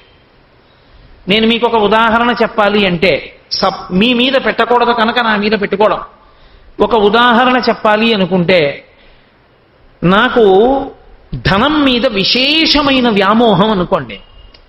ఉత్తర జన్మలో నేను ఒక కోటీశ్వరుడికి కొడుకుగా పుట్టాను. పుట్టుక చేత నేను ఐశ్వర్యవంతుణ్ణి. నేనే ప్రయత్నం చెయ్యక్కర్లేదు. నేను పుట్టుకతో మహదైశ్వర్యవంతుణ్ణి. ఇప్పుడు నేను కష్టపడి ఆ కోటిని 100 కోట్లు చేశాను. అయినా గవర్నమెంట్ స్కూటర్ కొనుక్కోమన్నా, స్కూటర్ వాడుకోవడానికి డబ్బిచ్చినా వాడొక డొక్కు సైకిల్ వేసుకు తిరుగుతుంటాడు. ఎందుకో తెలుసా? ఆ మనసు తెచ్చుకుంది వాసనని. దానికి ఆ లుబ్ధత్వం అలవాటు. అది ప్రాణం పోయినా అది ₹1 దానం చేయదు. ప్రాణం పోయినా అది రూపాయి ఖర్చు పెట్టదు. ఇది ఎక్కడిది వాసన? గత జన్మలో వాసన తెచ్చుకున్నాడు జీవుడు. ఈ వాసన దేని వలన పోతుంది? బాగా జ్ఞాపకం పెట్టుకోండి నేను చెప్పే విషయాన్ని. పరమేశ్వరుడు కూడా దానిని తీయడు. వాసన పోయేది దేని వలన? వాసన అంటే మళ్ళీ చెప్తున్నాను, ఏదో ఒంటికంటుకున్న వాసన, ఏదో సబ్బుకున్న వాసన, పరిమళ ద్రవ్యాలకుండే వాసన, పుష్పంలో ఉండే సువాసన, అటువంటి వాసనలను గురించి నేను మాట్లాడటం లేదు. వాసన అంటే గత జన్మలలో చేసిన కర్మల వలన మనము పొందినటువంటి అనుభూతులను రుచులుగా మనసు పట్టుకుని శరీరము నుంచి ఉత్క్రమణమై వేరొక శరీరంలోకి వెళ్ళిన అనుభూతుల్ని తెచ్చుకుంటే మీరు అందుకే చూడండి, ఇద్దరు పిల్లలు కలిసి ఓ గదిలో చదువుకుంటుంటారు. ఒక పిల్లవాడికి చాలా చిన్నతనంలోనే వెళ్ళకూడని ప్రదేశానికి వెళ్ళి తాగకూడనటువంటి పదార్థాన్ని తాగడం అలవాటైపోతుంది. ఎందుకు అలవాటైంది వాడికి అంత చిన్న వయస్సులో? అంటే వాడికి గత జన్మలలో వాసన తెచ్చుకున్నాడు వాడు. ఈ పిల్లవాడికి ఎవరూ చెప్పకుండానే ప్రతిరోజు సాయంకాలం అయ్యేటప్పటికి దేవాలయానికి వెళ్ళి ప్రదక్షిణం చేసి వస్తాడు. ఎవరు చెప్పారు వీడికి? ఒక్కొక్కడికి చూడండి, ఇలా భాగవత గ్రంథం చూడగానే పోతన గారి పద్యాలు చాలా వచ్చేస్తాయి. అది ఈ జన్మ సాధన కాదు, గత జన్మలలో వాడు ఎంతో పరిశ్రమ చేశాడు. ఆ అనురక్తి ఉండిపోయింది జీవుడికి. అందుకే చిన్నతనం నుంచి ఆ పురాణాలు, గ్రంథాలు, శాస్త్రాలు వాటి మీద ఎంతో అనురక్తి ఏర్పడుతుంది. జీవుడు తెచ్చుకున్న వాసన ఒక్కొక్కరికి సంగీతం మీద ఉండిపోతుంది. మన దగ్గరికి ఒక చిన్న పిల్లవాడు వచ్చి కచేరీ చేశాడు ఒకప్పుడు, గత సంవత్సరం శారదా నవరాత్రి మహోత్సవాల్లో. వాడు చాలా చిన్న వయసులో ఉండగా కొన్ని 100 రాగాలను గుర్తించాడు. ఎలా గుర్తించాడు? సాధన లేకుండా. అంటే గత జన్మలలో చేసుకున్నటువంటి వాసనాబలం. వాడు గత జన్మలో ఏదో మహాసంగీత విద్వాంసుడు. ఆ వాసన ఉండిపోయింది మనసుకి. అది ఇప్పటికీ కొనసాగింది. సద్వాసన, దుర్వాసన, అది మంచిది కావచ్చు, చెడు కావచ్చు, మనసు పట్టుకుంటుంది. ఇప్పుడు ఈ వాసన ఎంతకాలం అంటి పెట్టుకుంటుందో మనసు అంతకాలము మీ శరీరాన్ని దాని ఎందే తిప్పుతుంది. అది మనసుకున్న లక్షణం. అది జీవుడు మారిపోయాడు. ఆ జీవుడు జీవుడు శరీరాన్ని మార్చుకున్నాడు. ఈ శరీరాన్ని విడిచి ఇంకో శరీరంలోకి వెళ్ళాడు. కానీ వాడు సద్వినియోగం చేసుకోడు. మళ్ళీ ఆ వాసన చుట్టూనే తిరుగుతాడు. ఈ వాసన దేని వల్ల పోతుందో తెలుసా? ఉద్యోగం, ప్రయత్నం చేత పోతుంది. అన్నిటికన్నా పెద్ద ప్రయత్నం దేని కొరకు చెయ్యాలో తెలుసా? సత్పురుష సహవాసము కొరకు చెయ్యాలి. వాసనలన్నీ దేని వల్ల పోతాయంటే మహాత్ముల యొక్క సంగము వలన పోతాయి. అంతకు ముందు ఏ అలవాటు ఉన్నది అన్నది మీరు పక్కన పెట్టండి. ఒక మహాత్ముడితో కలిసి తిరగడం మీ జీవితంలో మీకు అలవాటు అయిందనుకోండి, ఆయన ఏం చేస్తాడు? ఆయన ఎప్పుడు భగవంతుడి గురించి మాట్లాడతాడు. ఆయన ఎప్పుడు దేవాలయానికి ఎడతాడు. ఆయన ఎప్పుడు క్షేత్రానికి ఎడతాడు. ఆయన తీర్థానికి ఎడతాడు. ఆయన ఎప్పుడు శాస్త్రాన్ని పరిశీలిస్తూ ఉంటాడు. ఆయన ఎప్పుడు భగవత్ సంబంధమైన మాటలు మాట్లాడుతూ ఉంటాడు. నువ్వు ఆయనకి చాలా సన్నిహితంగా ఉండడం అలవాటు అవగానే 2 ప్రయోజనాలు వస్తాయి. ఒకటి, పూర్వవాసనల చేత నీ మనసు కదులుతూ ఉంటుంది. అటువైపు కదులుతుంటే మహాపురుషుడితో సంగమనందున్నావు కనుక ఏనుగు తొండమెత్తి పక్కనున్న చెట్టు కొమ్మని విరవబోతే పక్కనున్న మావటి ఎంత బక్కవాడైనా అంకుశంతో ఇలా అంటే తొండం దింపేస్తుంది. మావటి బక్కవాడని ఏనుగు తొండం పెట్టి విసిరేస్తానంటే ఆ ఏనుగు బాగుపడదు. ఎంత బక్కవాడైనా మావటి ఎందు గౌరవంతో కట్టబడినటువంటి ఏనుగు తొండమెత్తి ఏ తప్పు పని చేయకుండా అంకుశం తేగిలగానే తొండాన్ని దింపినట్టు ఆయన మహాపురుషుడని నువ్వు గుర్తించి ఆయనతో తిరగడంలో, ఆయనతో కలిసి ఉండడంలో ఆయన చెప్పిన మాటలు స్మరణకి వచ్చి పూర్వవాసనల వలన కదులుతున్నటువంటి మనస్సుకు ఆయన మాటలన్న అంకుశం తగిలినప్పుడు వెనక్కి వచ్చేస్తుంది. ఆ వాసన విరిగిపోతుంది. దాని యందు అనురక్తి నశించిపోతుంది. నేను అలా చేయకూడదంటాడు. అలా మారిన వారే ఎందరో మహాత్ములయ్యారు. పూర్వవాసనల చేత, దురలవాట్లతో ఉన్న వాళ్ళు మహాత్ముల యొక్క సంగము చేత, సాధన చేత, ప్రయత్నము చేత ఎంతో కష్టపడి మహాత్ములయ్యారు. కొన్ని సభాముఖంగా చెప్పడానికి కూడా చాలా కష్టంగా ఉంటుంది. ఎంత ప్రయత్నం చేశారు. మీరు అమృత హృదయంతో అర్థం చేసుకోండి. మీకు తెలియనిది కాదు. వివేకానందుడంతటి మహాపురుషునికి ఒకానొక రోజున విపరీతమైన స్త్రీకామం కలిగింది. ఆయన తాళలేకపోయారు. ఆయన ఏం చేశాడంటే, ఏమి నా మనసు ఇంత అల్లకల్లోలం అవుతోందని పొయ్యి వెలిగించి పెనాన్ని బాగా కాల్చి దాని మీద కూర్చున్నాడు. ఆ అగ్నిహోత్రం అంటుకునేటప్పటికీ పృష్ఠభాగానికి కాలి బొబ్బలెక్కి ఎంత బాధతో తల్లడిల్లిపోయారు. ఈ బాధని అనుభవిస్తున్న మనసు, ఆ సుఖాన్ని కోరుతున్న మనసు 2 అనుభవములే. ఏమి? ఇది ఒక అనుభవం అయితే అది ఒక అనుభవము. ఈ కాలడం వల్ల నువ్వు బాగుపడతావేమో కానీ ఆ కాలడం వల్ల నాశనం అయిపోతావు. ఎందుకు కోరావు? అని మనసుకి ఎదురు తిరిగి మనసుకి బోధ చేశారు. ప్రయత్నం, అందుకు అంత ప్రయత్నం చేశాడు కాబట్టే మహానుభావుడు ఇప్పటికీ ప్రాతస్మరణీయుడై వివేకానందుడన్న పేరు చెప్పేటప్పటికీ నేల మీద పడి నమస్కారం చేస్తున్నాం. ఎక్కడ ప్రయత్నం ఉన్నదో, ఎక్కడ సాధన ఉన్నదో దాని వలన గత జన్మ వాసనలు విరిగిపోతాయి. అందుకే మీరు చూడండి, ఎన్ని దురలవాట్లతో కూడినవాడు కానివ్వండి, నేను గొప్పకి చెప్తున్నాను అని మీరు అనుకోవద్దు. నా దగ్గరికి వస్తుంటారు కొంతమంది, అయ్యా మీరు ఏమనుకోవద్దు, మీ దగ్గర మాకు పరిచయం ఏర్పడక ముందు, మీ మాటలు వినకముందు మా జీవితం ఎటువంటిదో ఎవరి వలనైనా మీకు తెలిస్తే ఆనాడు మీరు మమ్మల్ని పిలిచి నిగ్గదీస్తారేమో అని భయపడి ముందే చెప్పేస్తున్నాను. నేను ఎటువంటి వాడినో తెలుసా అంటాడు. వెంటనే నేను అంటుంటాను, నాకు అనవసరం. లోకంలో గురువు అని ఒకడిని దేనికి నమ్ముతారు? మనసులో కల్మషం ఉంటే విరిగిపోవడానికే గురువు దగ్గరికి ఎడతారు. పాపం పోగొట్టుకోవడానికి పరమేశ్వరుడి దగ్గరికి ఎడతారు. మనసులో కల్మషం పోగొట్టుకోవడానికి గురువు గారి దగ్గరికి ఎడతారు. మీ కల్మషం పోయింది కదా నా మాటలు విని, నేను గురువునో కాదో ఈశ్వరుడి కెరుక. కానీ నా మాటలు విని మీ కల్మషం పోయింది కదా, మీరిప్పుడు చక్కటి ఆచారంలో ఉన్నారు కదా, నాకు కావలసింది అంతవరకే. మీరు గతంలో ఏమి చేసి ఉంటే నాకెందుకు? ఇప్పుడు మీరు అవన్నీ వదిలిపెట్టేశారుగా, ఇప్పుడు మీరు సక్రమమైన మార్గంలో ఉన్నారుగా, చాలు నాకు, అదే నాకు తృప్తి, ఇంకా నాకు అంతకన్నా మీరేమీ చెప్పక్కర్లేదంటుంటారు. ఒకవేళ వారి గురించి ఎవరైనా నా దగ్గరికి వచ్చి చెప్పే ప్రయత్నం చేసినా తప్పు అలా చెప్పకూడదని ఆపేస్తాను. కారణం ఒక్కటే, మార్పు ప్రధానము. ఈ మార్పు ఎక్కడి నుంచి వస్తుంది? వాసన యొక్క బలంలోంచి నువ్వు బయటికి రావడానికి సాధన చెయ్యాలి. సాధన చేసేటప్పుడు మనసు ఈడ్చేస్తుంటుంది, అంత తొందరగా ఒప్పుకోదు. ఈ వాసనాబలం, గత జన్మల యొక్క వాసనాబలం ఈడ్చేస్తుంది.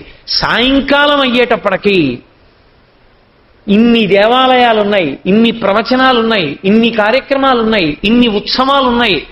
సాయంకాలం అయ్యేటప్పటికి మద్యపానం చేసే అలవాటు నుంచి తప్పించుకోలేక వెళ్ళి భార్య, బిడ్డలు, చుట్టూ ఉన్న స్నేహితులు, సమాజము అత్యంత హీనంగా చూస్తున్నా ఎందుకు మద్యపానం చేస్తున్నాడు ఒక వ్యక్తి అంటే మనసు యొక్క ఉద్ధతిని, అది లాగుతున్న లాగుడు నుంచి అతను తట్టుకోలేకపోతున్నాడు, వెళ్ళిపోతున్నాడు.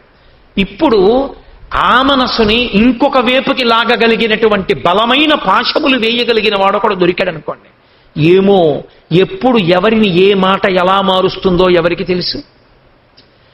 నీ ప్రయత్నం అంటూ ఉంటే ఆ మాట ఒక్కటి వినపడింది చాలు, ఒక్క మాట మార్చవచ్చు. అరే ఇక్కడ వైశ్వానరాజ్ఞి ఉందన్నాడు, ఇక్కడ యజ్ఞగుండం ఉందన్నాడు, యజ్ఞగుండంలో కళ్ళు పోస్తున్నాం అన్నాడు. ఒరే ఎంత పాపం వస్తోందిరా నాకు, నేను కేవలముగా ఏదో మత్తులో ఉండడం కాదు, ప్రతిరోజు యజ్ఞధ్వంసం చేసిన పాపం నా ఖాతాలో పడిపోతే ఏమైపోతాను? ఎన్నాళ్ళు ఉంటాను ఇక్కడ? ఇంకో 20 ఏళ్ళు ఉంటాను, 25 ఏళ్ళు ఉంటాను. ఆ తర్వాత ఏమైపోతాడు జీవుడు? ఏ శరీరాల్లోకి వెళ్ళిపోతాడు? ఎన్ని బాధలు పడిపోతాడు? వద్దు, ఇక నేను పొయ్యను. ఇక్కడ ఈశ్వరుడు ఉన్నాడు, చేసిన పాపం చాలు. ఈశ్వర, ఇక నుంచి నేను ప్రతిరోజు ఏ పదార్థాన్ని లోపల పోసి నిన్ను బాధ పెట్టానో ఆ నిన్ను పశ్చాత్తాపంతో పానకంతో తడుపుతాను అని ప్రతిరోజు కాస్త బెల్లం ముక్కేసి నీళ్లు కన్నీళ్లతో నైవేద్యం చేసి పానకం తాగాడు. ఇప్పుడు నాకొక్క మాట చెప్పండి, అసలు ఆ ప్రయత్నం అన్నది మొదలు పెట్టలేదనుకోండి, అతను ఆ వాసనాబలం నుంచి బయటకు వస్తాడా? ఆ జీవుడు ఎప్పటికీ అంతే. ఒక్కొక్క వాసనాబలం చాలా విచిత్రంగా ఉంటుందండి. ఒక్కొక్కరు మీరు చూడండి, నిద్ర లేచి మొహం గడుక్కుంటారు, ఆ సందులో ఏదో చిన్న కాఫీ బడ్డీయో ఏ ఇడ్లీలు అమ్మే దుకాణమో ఉంటుంది. వాడు తిన్నగా ఇంట్లో కాఫీ ఇవ్వరా? ఇస్తారు, వాడికి ఎక్కదు అక్కడ. వాడు వెళ్ళిపోయి ఓ చిన్న చెక్క ఒకటేస్తాడు, దాని మీద కూర్చుని ఓ 2-3 రకాల న్యూస్ పేపర్లు ఉంటాయి, ఆ పేపర్ చదువుకుంటూ అక్కడ టీ తాగి అక్కడ ఇడ్లీ తిని అప్పుడు ఇంటికి వస్తాడు. ఉపాధి మారిపోయినా వాసన పోదు. నేను ప్రతిరోజు మార్నింగ్ వాక్ ఎడుతూ నాతో వచ్చేటటువంటి నా మిత్ర బృందం అంతా చూస్తుండేవారు. ఒక దూడ, అన్ని ఆవులు అన్ని దూడలు వెళ్ళిపోతుంటే అది వెళ్ళేది కాదు, వెళ్లకుండా వచ్చి ఓ ఇడ్లీ కొట్టు ముందు నించునేది, అలా చూస్తూ నించునేది. అతను జాలేసి 2 ఇడ్లీలు తీసి పడేస్తే ఆ ఇడ్లీ తినేది. అది కొన్నాళ్ళు మేము అరే పాపం ఈ దూడ ఇలా నిలబడుతోందని చెప్పి దానికి రోజు ఏదో 5 రూపాయలు పెట్టి కొన్నాళ్ళు ఇడ్లీలు కొనక్కడ పెడితే అది ఇడ్లీలు తిని మమ్మల్ని అటకాయించింది కూడా అది. మీరు వెళ్ళిపోవడానికి వీల్లేని మార్నింగ్ వాక్ ఆగండి, ఇడ్లీ పెట్టి వెళ్ళండి అని. అరే ఇంకా కొట్టే తెరవలేదు, మేము వెళ్ళకపోతే అలాగే దాన్ని సముదాయించి మేము వెళ్ళిపోయేవాళ్ళం. తర్వాత అది ఏదో గడ్డి తినడానికి అలవాటు పడింది, వెళ్ళిపోయి ఎన్ని ఇడ్లీలు పెడతారు, ఎవరు పెడతారు? కాబట్టి వెళ్ళిపోయింది గడ్డి తినడానికి. అంటే ఏదో పొద్దున్నే నిద్ర లేవగానే అక్కడ కూర్చుని కాఫీ తాగా ఇడ్లీ తిని పేపర్ తెరవడానికి అలవాటు పడిపోయిన జీవుడు శరీరాన్ని విడిచిపెట్టి వేరొక ఉపాధిలోకి వెళ్ళినా వాసనాబలం అక్కడికి వచ్చి నించోడానికి అలవాటు పడిపోయాడు వాడు. మహాత్ములతో సంగము వలన, అభ్యాసము వలన, ప్రయత్నము వలన, ఉద్యోగము వలన, ఉత్సాహము వలన నీవు నీ వాసనల నుండి బయటికి వచ్చి సద్వాసనల వైపుకి వెళ్ళగలవు. ఇప్పుడు మనసు సద్వాసనల వైపుకి తిరిగిపోయింది. నువ్వు గుడికి వెళ్లకుండా ఉండలేవు, కాసేపు ఏదో ఒక మంచి సద్గ్రంథ పఠనం చేయకుండా ఉండలేవు, ఏదో ఒక క్షేత్రాల గురించి మాట్లాడకుండా ఉండలేవు. ఎప్పుడు ఏదైనా క్షేత్రం గురించి చెప్తే సంతోషపడిపోతావు, ఇంకో 4 క్షేత్రాల గురించి మాట్లాడతావు. నీ మనసుకి అభ్యాసము చేత చాలా కష్టపడి ప్రయత్నం చేసి చేసి చేసి చేసి దానికి అనురక్తిని కల్పించావు. ఇప్పుడు భార్య ఎక్కడో పుట్టింది, వీడు ఎక్కడో పుట్టాడు, ఒకరి మీద ఒకరికి అనురక్తి అంతా ఎక్కడి నుంచి వచ్చింది? అభ్యాసము చేత వచ్చింది. మొట్టమొదటి రోజే వచ్చేది. క్రమక్రమంగా ఆయనకి కాఫీ ఇచ్చి నువ్వు తాగవే నాకు వద్దులే అంటే నాకు వద్దు, మీరు తాగకుండా నాకు తాగబుద్ధి అయ్యదు అంటే ఏమైంది? ఆవిడ కోసం ఈయన కాఫీ తాగడం అలవాటైంది. అందుకని అభ్యాసము మెల్లిమెల్లిగా అలవాటు పడిందా లేదా? మనసుకున్న లక్షణమేమి అది అలవాటు పడుతుంది. పరమేశ్వరుడు ఇచ్చినటువంటి గొప్ప అనుగ్రహం ఏమిటో తెలుసా? ఎంతటి వాసనాబలం ఉన్నదైనా మనసు ఇప్పుడు మీరు దానికి సద్వస్తువుని అందిస్తే ప్రయత్నపూర్వకంగా కష్టపడి అందించాలి. అశిధారావ్రతం అంత తేలిక కాదు. మీరు ఎంత అభ్యాసం చేసి ఎంత కష్టపడి పైకెక్కండి, ఎంత పైకెక్కాడో అంత జాగ్రత్తగా ఉండాలి. 2వ మెట్టు మించి జారిపోతే పర్వాలేదు, 100వ మెట్టు మించి జారిపోకూడదు, నడుము విరిగిపోతుంది. ఎంత పైకెక్కావో అంత జాగ్రత్తగా ఉండాలి. ఎప్పుడైనా వాసనలు లాగేస్తాయి కిందకి. పూర్తిగా వాసనాక్షయమయ్యేంత పర్యంతమో మనసు ఇంకా ఎంత మెత్తగా అయిపోతుందంటే అది ఎప్పుడూ ఈశ్వరుణ్ణి స్మరిస్తుంటుంది. ఎంత సంతోషపడిపోతుందో భగవంతుణ్ణి స్మరించడానికి, భగవత్ కథ చెప్పడానికి ఎంత మురిసిపోతుందో, భగవంతుడి గురించి చదవడానికి ఎంత మురిసిపోతుందో. ఎంత వయస్సు రానివ్వండి, కాసేపు గ్రంథపఠనం చేయకుండా ఉండలేనండి అంటాడు. కాసేపు గ్రంథపఠనం చేస్తాడు, కాసేపు పూజ చేస్తాడు, కాసేపు చక్కగా ధ్యానం చేసుకుంటాడు, కాసేపు జపం చేస్తాడు, కాసేపు నోటికొచ్చినటువంటి కీర్తనలన్నీ పాడుకుంటాడు, కాసేపు ఒత్తులు తయారు చేసుకుంటాడు. ఎక్కడవి అభ్యాసాలన్నీ? మార్చి మార్చి మార్చి మార్చి చేసేవన్నీ ఈశ్వరుని యొక్క క్రియలుగా చెయ్యగలిగినటువంటి లక్షణం మనసుకి ఎక్కడి నుంచి వచ్చింది? హఠాత్తుగా ఒక్క రాత్రికి వచ్చేసేయమంటే రాదు. అభ్యాసం, ప్రయత్నం. అబ్బే మనసు ఎక్కడ వింటుందండి? మీరంటే అలా అంటారు కానండి, అలా ఉంటే ఇంకేనా మనసు వినదు, అనవద్దు. ఒక పశువు, ఒక గిత్తదూడ పుడుతుంది, అందులో పెయ్యదూడ కన్నా గిత్తదూడకి ఎగిరి గంతులేసే అలవాటు ఎక్కువ. అది ఎగిరి గంతులేసి పరిగెడుతుంది. అది అసలు పెద్దదవుతూనే చాలా టీవీగా పెద్దదవుతుంది. ఓ ముహూర్తం పెట్టుకుంటాడు రైతు, దీన్ని బండి కట్టిస్తానంటాడు. ఏమంటే బండి కాడి పెడుతున్నాను, మెడ మీద కాస్త మంచి ముహూర్తం పెట్టండి నాకంటాడు. ఓ ముహూర్తం పెడతారు. ఇప్పుడు ఆ ఎద్దుని కాడి కిందకి రా అంటాడు. నోరు లేని పశువు అది, ఎద్దు, అది గడ్డి తింటుంది, దానికి ఏం తెలియదు. బండి ఎత్తి పట్టుకుని కాడి కిందకి రా అంటాడు, పిలుస్తాడు, అది రాదు. విచిత్రంగా చూస్తుంది, అది ఎత్తి పట్టుకుని అనురమ్మంటాడు ఏంటని. తాడు పట్టి గట్టిగా లాగుతాడు, మెడ గుంజేస్తుంది. ఆ కాడి పెట్టి కంఠం కింద నుంచి తాడు తీసి పక్కనున్న కొయ్యకేస్తాడు. అభ్యాసం ఉన్న ఎద్దుని పక్కన కడతాడు, కట్టి ఇప్పుడు రెండిటినీ కలిపి తోలుతాడు. అది ముందుకు నడుస్తుంది, ఇది పక్కకి నడుస్తుంది.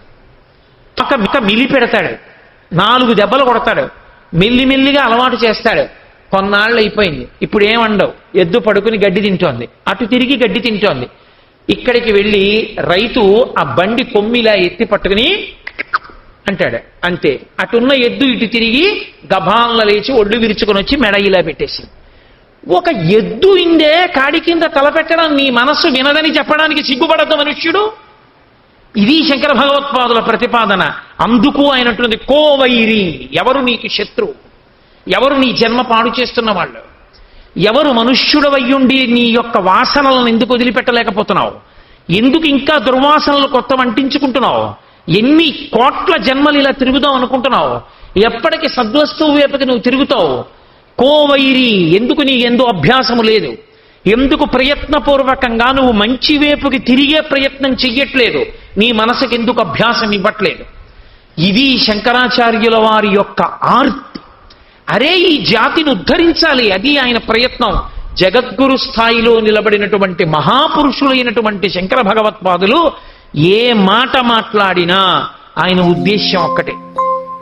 అరే, వీళ్ళందరినీ మనం ఎలా పైకెత్తి ఒక సమున్నతమైనటువంటి స్థితికి చేర్చి పరమేశ్వరుడి వైపుకి తిప్పాలి. వీళ్ళు మళ్ళీ మళ్ళీ మళ్ళీ మళ్ళీ జన్మ పరంపరలలో తిరుగుతూ ఇంకా కిందకి వెళ్ళిపోవలసినటువంటి అగత్యమును పొందకుండా వీళ్ళు భగవంతునికి బాగా దగ్గరగా జరగడానికి కావలసినటువంటి మంచి మాటలు నేను చెప్పకపోతే, వీళ్ళు ఇవాళ అడగలేదు నేను ఎందుకు చెప్పాలని వెళ్ళిపోతే, రేపొద్దున నేను శరీరంతో లేనప్పుడు అడుగుదామన్నా చెప్పడానికి నా శరీరము లేకపోతే వీళ్ళు ఏమైపోతారని అడగకపోయినా తానే శిష్యుడిగా నిలబడి ప్రశ్న వేసుకుని జవాబు చెప్పి మనని ఉద్ధరించడానికి ప్రయత్నించిన కారుణ్యమూర్తి శంకర భగవత్పాదులు. కనుక ఆయన అంటున్నారు మహానుభావుడు, ఇది కారణం. కోవైరి, ఎవరు శత్రువు? ఎస్తు అనుద్యోగ, అసలు ఉత్సాహము లేదు, ఉద్యోగము లేదు. ఉద్యోగం లేదంటే మళ్ళీ చెప్తున్నాను, ప్రయత్నము లేదు, అసలు ప్రయత్నం చెయ్యడు. ఒక్కటి జ్ఞాపకం పెట్టుకోండి, మనసు అభ్యాసమునకు లొంగి తీరుతుంది, దానికి ఉన్న లక్షణం అంతే. మీరు చూడండి, సైకిల్ నేర్చుకుంటున్నవాడు ఉంటాడు. సైకిల్ నేర్చుకుంటున్నవాడు సైకిల్ నేర్చేసుకున్నవాడిలా తొక్కడు. సైకిల్ నేర్చుకునేవాడు మొట్టమొదట అసలు ఫెడల్ మీద కాలేసి అలా రెండో కాలెత్తి సీటు మీద కూర్చుని హ్యాండిల్ బార్ ఇలా కదిలిపోతూ పెడుతున్నప్పుడు ఏమాయ్ అన్నారు అనుకోండి, ఉండండి అంటాడు, ఏమీ మాట్లాడు, అలాగే తిప్పుతాడు. బాగా వచ్చేసింది అభ్యాసము, కూసు విద్య. 10 రోజులు సైకిల్ దొక్కాడు. 11వ రోజున ఇలా వెళ్ళిపోతూ పక్కవాడితో మాట్లాడుతూ వెనకవాడి హారను కొట్టినా పక్కకి వెళ్దాం. అంటే ఇప్పుడు అలవాటైపోయింది, యాంత్రికంగా వెళ్ళిపోతుంది. అభ్యాసము, ప్రయత్నము చేత సైకిల్ వచ్చిందా? ప్రయత్నానికి నీకు కారు వచ్చిందా? ప్రయత్నానికి ఆకాశంలో విమానం నడుపుతున్నావా? ప్రయత్నము చేత సముద్ర గర్భంలో ఓడ నడుపుతున్నావా? ప్రయత్నము చేత అరణ్యంలో ఉన్నటువంటి పెద్ద పులి యొక్క గోరు తీసి తెచ్చి నీ మెడలో వేసుకున్నావా? ప్రయత్నము చేసి నీ మనసు కంటుకున్న దుర్వాసనల్ని నువ్వు తొలగించలేకపోయావంటే ప్రయత్నము నీ ఎందు లేదు తప్ప, చేస్తే మనసు లొంగదన్నది అబద్ధం. ఆ ప్రయత్నము చెయ్యి, సద్వస్తువు వైపుకి తిరిగే ప్రయత్నం చెయ్యి. అభ్యాసము నువ్వు చెయ్యకపోతే ఆయుర్దాయమునందు హామీ లేదు. అభ్యాసము చేసి మనస్సుని ప్రయత్నపూర్వకంగా పరమేశ్వరుడి వైపుకి తిప్పకపోతే ఆ తరువాత జీవుడు ఒక్కసారి ఇందులోంచి బయటికి వెళ్ళిపోయాడు అనుకోండి, ఇంకేమిటి అభ్యాసం చేస్తావు? ఇక అభ్యాసం చేయడానికి నీకు ఉపకరణం లేదు. ఉపకరణం లేదు కాబట్టి ఇంకా నువ్వు చేయగలిగింది లేదు. కాబట్టి అభ్యాసము అంత ప్రధానము. వాసనాబలమును తొలగతోయుటకు ఏకైక సాధనము అభ్యాసమొక్కటే. కాబట్టి కోవైరి యస్తు అనుద్యోగ, అభ్యాసము లేనివాడే ప్రమాదకరమైన జీవితమునందున్నవాడు. వాడికి శత్రువు ప్రయత్నము లేకపోవటయే, ఉత్సాహము లేకపోవటయే అని శంకరులు నిర్ధారణ చేసి, కాబట్టి జాగ్రత్తగా ఉండు సుమా అని మనకి నేర్పారు. వేరొక ప్రశ్న వేస్తూ శంకర భగవత్పాదులు ఒక మాట అడుగుతారు, కిం గురుతాయా మూలం. నేను మీతో మనవి చేశాను, గురు అన్న శబ్దానికి బరువు, ఘనము, మహాఘనము అని. గురుతాయాం అంటే పూజింపబడుట, మహాత్ముడగుట, మహనీయుడగుట, గౌరవింపబడుట, ఇన్నర్థాలు దాంట్లోకి వస్తాయి. గురువు అనగానే గౌరవింపబడవలసిన వాడా కాదా? గురుతాయాం, ఆయన బరువైన వాడు, మహాత్ముడు, ఒక ప్రత్యేకమైనటువంటి గౌరవాన్ని సంపాదించుకున్నవాడు. వీటన్నిటికీ కారణము ఎక్కడ ఉన్నది? యత్ ఏతత్ అప్రార్థనాం, ఆయన అప్రార్థనానాం మానం. కారణమేమి అంటే ఒకే ఒక కారణమునకు యత్ ఏతత్, యత్ ఏతత్ అన్న మాటలు సంస్కృతంలో కారణము వైపుకి తిరిగిపోతాయి. ఈ కారణముల వలన, ఏ కారణము వలన? అప్రార్థనానాం, ప్రార్థన చెయ్యకుండా ఉండుట అన్న కారణము వలన అతను అటువంటి స్థితిని పొందగలుగుచున్నాడు, అంటే గౌరవింపబడుచున్నాడు, మహనీయుడగుచున్నాడు. ప్రార్థన చేయకపోవుట వలన అన్న మాటకు అర్థం భగవంతుణ్ణి ప్రార్థన చేయకపోవుట వలన అని మీరు స్వీకరించకూడదు. దానికి అర్థం ఏమిటో తెలుసా? బాగా స్థిరీకరించి మాట్లాడుతున్నారు శంకరాచార్యుల వారు. యత్ ఏతత్ అప్రార్థనం. అప్రార్థనం అన్న మాటకు అర్థం ఏమిటంటే ఏది ఎలా వచ్చినదో భగవద్భక్తితో దానిని అలా స్వీకరించుట. దీనికి నేను ఒక విషయాన్ని మనవి చేస్తే మీరు బాగా పట్టుకుంటారు. సనాతన ధర్మమునందున్నాడు. ఏమిటి అసలు సనాతన ధర్మమునందు నేనున్నాను అన్నవాడికి ఎప్పుడూ 3 విషయముల యందు విశ్వాసమున్నవాడై ఉండాలి. ఒకటి, భగవంతుని యొక్క అస్తిత్వము, భగవంతుడున్నాడు, ఇది మొట్టమొదట ఉండవలసిన నమ్మకం. 2, పునర్జన్మ. ఈ జీవుడు చేసుకున్నటువంటి పాపపుణ్యముల వలన ఈ శరీరాన్ని విడిచిపెట్టి మళ్ళీ ఇంకో శరీరంలోకి వెడతాడు. 3, కర్మఫలానుభవము. జీవుడు శరీరాన్ని పొంది దానితో పుణ్యపాపములను ఏవి చేస్తున్నాడో వాటికి ఫలితముగా సుఖదుఖములను పొందుతాడు. ఈ 3 ఎప్పుడూ జ్ఞాపకం పెట్టుకుని ఉన్నానో, నేను ఈ 3 నమ్మానని గుర్తేమిటో తెలుసా? బొట్టు పెట్టుకుని ఉంటాడు. బొట్టు పెట్టుకున్నాడు అంటే గుర్తేమిటంటే ఈ 3 అంగీకరించాడు అని గుర్తు. అంటే మీరు వెంటనే ఆయన్ని నమ్మచ్చు, ఆయన్ని గౌరవించచ్చు. ఆయన పరమేశ్వరుడు ఉన్నాడని నమ్మాడు, పునర్జన్మ ఉన్నదని నమ్మాడు, కర్మఫలమును అనుభవించాలని నమ్మాడు. ఈ 3 నమ్మితే బొట్టు పెట్టుకుంటాడు. మీరు ఎన్ని విన్నారని కాదు, ఎంతమంది బొట్టు పెట్టుకున్నారన్న దాని వల్ల సనాతన ధర్మము పరిడవిల్లినదా లేదా అన్నది తెలుస్తుంది. 5,000 మంది సభకొచ్చారండి గుండెలు బాదుకుని పొంగిపోక్కర్లేదు. అందులో ఎంతమంది బొట్టు పెట్టుకున్నారన్న దాన్ని బట్టే వాడికి నిజంగా సనాతన ధర్మం మీద విశ్వాసం ఉన్నదా లేదా అన్నది తెలుస్తుంది. ఉన్నది, ఉండవలసిందే. అదేమిటండి బొట్టుకి అంత విలువ ఉంటుందా అండి? ఉంటుంది. నీ బ్రాహ్మణ్యం అంతా ఓ యజ్ఞోపవీతంలో తెలిస్తే, ఓ దేశ సార్వభౌమాధికారం అంతా ఓ పతాకంలో తెలిస్తే, ఒక మహనీయుడి యొక్క గొప్పతనం అంతా తన రథానికి ఉన్న జెండాలో తెలిస్తే, ఓ నల్లని మేఘం చూసేటప్పటికి వర్షం వస్తుందని తెలిస్తే, ఓ గాలేస్తే తుంపరొస్తుందేమో అని భయం వేస్తే, నీకు బొట్టు పెట్టుకుంటే 3 ఒప్పుకున్నామని గుర్తు అంటే ఏమిటి దోషం వచ్చింది? కాబట్టి బొట్టు పెట్టుకొనుట, దాని వెనక ఈ 3 అంగీకరించినాడని గుర్తించుట. ఇప్పుడు ఈ 3 అంగీకరిస్తే దాని యందు 3 లక్షణములు ప్రకాశిస్తాయి. దురితము, కాలము, దైవము. బాగా జ్ఞాపకం పెట్టుకోండి మీరు. కాలము, దురితము, దైవము. కాలము మీ చేతిలో ఉండదు, వెళ్ళిపోతుంది ముందుకి. దురితము, ఈ జీవుడు ఇవాళ ఇందులో ఉన్నాడు, ఇందులో ఉండక ముందు ఈ జీవుడు ఎన్నో శరీరాల్లో ఉన్నాడు. ఏమి పాపాలు చేశాడో, ఏమి పుణ్యాలు చేశాడో, ఏ శరీరాల విషయం మాట అలా ఉంచండి.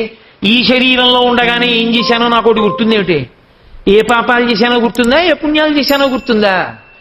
కానీ దురితము, చేసినటువంటి పాపమన్నదొకటి ఉండనే ఉన్నది, ఉండకుండా లేదు. ఎందుకో తెలుసా?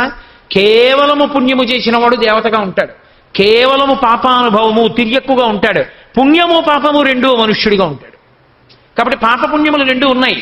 పాపపుణ్యములు 2 ఉన్నప్పుడు దురితము, చేసిన పాపమునకు అనుభవాన్ని పరమేశ్వరుడు కాలమునందు ఎప్పుడో అప్పుడు ఒక రోజు ఏదో ఒక సంఘటన రూపంలో ఇస్తాడు. ఉంది చేసిన పాపం, ఆయనే నిష్కారణంగా నీ కన్నుల వెంట నీరు కారేటట్టు చెయ్యడు. ఒక సంఘటన వలన ఒక్క క్షణం ఏడిచావు, ఒక సంఘటన వలన ఒక పూట ఏడిచావు, ఒక సంఘటన వలన ఒక రోజంతా ఏడ్చావు, ఒక సంఘటన వలన ఒక జన్మంతా ఏడవలసి వస్తుంది. ఎందుకని? చేసిన పాపపుణ్యములను దృష్టిలో పెట్టుకుని ఇస్తాడు ఈశ్వరుడు తప్ప ఆయన పైశాచికత్వం ఉన్నవాడు కాడు. అనుభవించాలి, అనుభవిస్తే కానీ పోదది. అందుకని దురితము లెక్క కట్టి తీసుకొచ్చేస్తాడు. నువ్వు అనుకుంటున్నావు ఇలాగే సంతోషంగా ఉన్నాను అనుకుంటున్నావు, అకస్మాత్తుగా దురితం వచ్చింది. నేను అమెరికా నుంచి ఒక ఆవిడ ఫోన్ చేసి, ఆవిడ ప్రారంభం చేస్తూనే నాకు అంత బాగా తెలుగు రాదు ఏమనుకోకండి, hours is a happy family అంటూ మొదలుపెట్టింది. మా ఇల్లు ఎంతో సంతోషంగా ఉండేది అంటూ అకస్మాత్తుగా వాళ్ళ ఇంట్లో జరిగిన ఒక సంఘటన ఒకటి నాకు చెప్పింది. దానివల్ల ఇప్పుడు నేను, నా భర్త, నా పెద్ద కొడుకు ఎవ్వరం కంటి మీద నిశ్చింతగా నిద్రపోవట్లా. అయ్యా ఎలా, దీనికి పరిష్కారం ఏమి? సరే, విషయం పక్కన పెట్టండి. నేను ఎందుకు చెప్తున్నానంటే, ఒక సంఘటన దాని ప్రభావం ఎంతైనా ఉండొచ్చు, నువ్వు చెప్పలేవు. నీకు కాలులో ముళ్ళు గుచ్చుకుంది, ఓ అరగంట బాధపడతావు. నువ్వు వేసుకున్న పాదరక్షలోకి రాయి దూరింది, చెప్పు విప్పి దులుపుకుని మళ్ళీ వేసుకునేంతసేపు బాధపడతావు. కంట్లో నలక పడింది, ఒక రాత్రి బాధపడతావు. ఒక జీవితం అంతా బాధపడవలసిన వాటి గురించి ఇంత మంగళకరమైన వేదిక మీద కూర్చుని నేను ఉచ్చరించి చెప్పను. కానీ ఏది జరుగుతున్నా సుఖము కావచ్చు, దుఃఖము కావచ్చు, ఈశ్వరుడు దురితమును లెక్క కట్టి ఇస్తున్నాడు. అది వస్తోంది, ఎప్పుడో వస్తుంది. అది రాదని చెప్పడానికి అవకాశం లేదు. ఎందుకంటే నువ్వు చేసిన దురితం ఏమిటో నీకే తెలియదు కాబట్టి ఇది రాదని చెప్పలేవు. కాబట్టి ప్రార్థన చెయ్యాలా వద్దా? అక్కడ ఈశ్వరుడు యొక్క అవసరం. అయ్య బాబోయ్ ఈశ్వరా, అప్పుడు ఏదో తప్పు చేసేశాను తెలియక, నన్ను మాత్రం అంత పెద్ద శిక్ష వెయ్యకేం తండ్రి అని చిత్తశుద్ధితో నువ్వు ప్రార్థన చేస్తే ఆయన ఏం చేస్తాడంటే, నమశివాభ్యాం అశుభాపహాభ్యాం, పాము కరవవలసిన వాణ్ణి చీమతో కరిపించి వదిలేస్తాడు. ఆయనకు అధికారం ఉంది మహానుభావుడికి. కాబట్టి ఆయన దురితమును తీయగలడు, దురితము యొక్క ప్రభావమును తగ్గిస్తాడు ఆయన బాగా.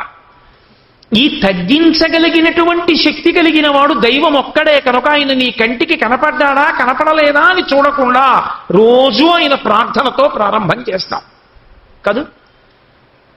నేను అంటూ ఉంటాను తరచు, అందుకే 108 నామాలతో పూజ అందుకే చేస్తారు. ఎందుకని? నేను ఏడవకుండా ఉండడం అంటే నాకు అనారోగ్యం రావడం వల్ల ఏడవడం కాదు, నాకేదో కాలు నొప్పెట్టో చేయి నొప్పెట్టో ఏడవడం కాదు. నా కొడుక్కి కాలు నొప్పెట్టింది, నేను ఏడుస్తానా ఏడవనా? నా కొడుక్కి జ్వరం వచ్చింది అనుకోండి, నేను ప్రశాంతంగా ఉపన్యాసం చెప్పగలనా? నా మనసు ఉద్వేగానికి గురవుతుందా అవదా? నేను ప్రశాంతంగా ఉండడమో, నేను ఒక్కడిని ప్రశాంతంగా ఉండడం అంటే నేను ఆరోగ్యంగా ఉండడం కాదు. ఎవరెవరు ప్రశాంతంగా సంతోషంగా ఉంటే నా జీవితం ప్రశాంతంగా ఉంటుందో వాళ్ళందరూ కూడా సుఖంగా సురక్షితంగా సంతోషంగా ఉండేటట్టు చెయ్యగలిగినటువంటి శక్తి ఈ లోకమునందు పరమేశ్వరుడు ఒక్కడే. ఎంతమంది సంతోషంగా ఉండాలి అంటే వాళ్ళ వాళ్ళ పాపపుణ్యములను అనుభవించడానికి వాళ్ళ యొక్క ఏ ఏ రాసులలో వాళ్ళు తిరుగుతున్నారో ఆ గ్రహములు ఏ ఫలితాన్ని ఇస్తాయన్న దాన్ని బట్టి ఉంటుంది. జాతకంలో గ్రహాలు తిరగడం దేని బట్టి ఉంటుంది? ఏ నక్షత్రంలో పుట్టాడన్న దాన్ని బట్టి ఉంటుంది. ఉన్నవి 27 నక్షత్రాలు, ఒక్కొక్క నక్షత్రానికి 4 పాదాలు, 27 × 4 108 పాదాలు. 108 పాదములలో కుక్క పుట్టినా, పిల్లి పుట్టినా, పంది పుట్టినా, కొడుకు పుట్టినా, మనవడు పుట్టినా, భార్య పుట్టినా, ఎవరు పుట్టినా ఆ నక్షత్రాల్లోనే పుట్టారు. ఆ నక్షత్రాల్లో పుట్టిన అందరూ ప్రశాంతంగా ఉండాలి. ఒక్క నా కొడుకు నా కూతురు కాదు, లోకా సమస్తా సుఖినో భవంతో. 108 పాదములలో పుట్టిన ఈ చరాచర జగత్తంతా సంతోషంగా ఉంటే నేను సంతోషంగా ఉంటాను. ఇది విశాల హృదయం. అందుకని 108 నామాలతో ఈశ్వరుణ్ణి పూజ చేస్తారు. అందుకు కదూ ఒక దేవాలయ ప్రాంగణంలో ఏం చెయ్యాలి అని అడిగారు. అక్షయ తృతీయ వచ్చింది అంటే దేవాలయంలో సుబ్రహ్మణ్యుడు ఉంటే అభిషేకం చేయించాలి. దేవాలయ ప్రాంగణంలో, అది శివాలయం అయితే ఉమామహేశ్వరార్చన జరగాలి, లక్ష్మీనారాయణుల దేవాలయం అయితే లక్ష్మీనారాయణుల యొక్క అర్చన జరగాలి. అక్షయ తృతీయ నాడు తప్పకుండా అందరూ ఆ పూజ చూడాలి. అందరూ ఆ పూజ చూసి తీర్థప్రసాదాలు పుచ్చుకోవాలి. అక్షయం అవుతుంది నీకు. ఈశ్వరుడి ప్రసాదం పుచ్చుకున్నావు. ప్రసాదం అంటే అనుగ్రహం, అక్షయం. నీ జీవుడు ఎన్ని జన్మలలో ఉన్నా ఈశ్వర అనుగ్రహము అక్షయం అవుతుంది. లేకుండా నీకు ఎక్కడి నుంచి వస్తుంది? ఆ రోజు ఈశ్వర పూజ చూసావు నువ్వు, అది నీ జీవితానికి ధన్యత. ఎన్ని జన్మలో, ఎన్ని కోట్ల సంవత్సరములో వీడు పూజలు చేశాడు, చూశాడు, వేసేస్తారు. వీడు ఎన్ని, అసలు లెక్కలేదు దానికి. నేనేదో అంకె అంటున్నాను, సంఖ్య, అది కుదరదలాగా. అక్షయం, అన్ని మాటలు పూజ చూశాడు అని లెక్క కడతారు.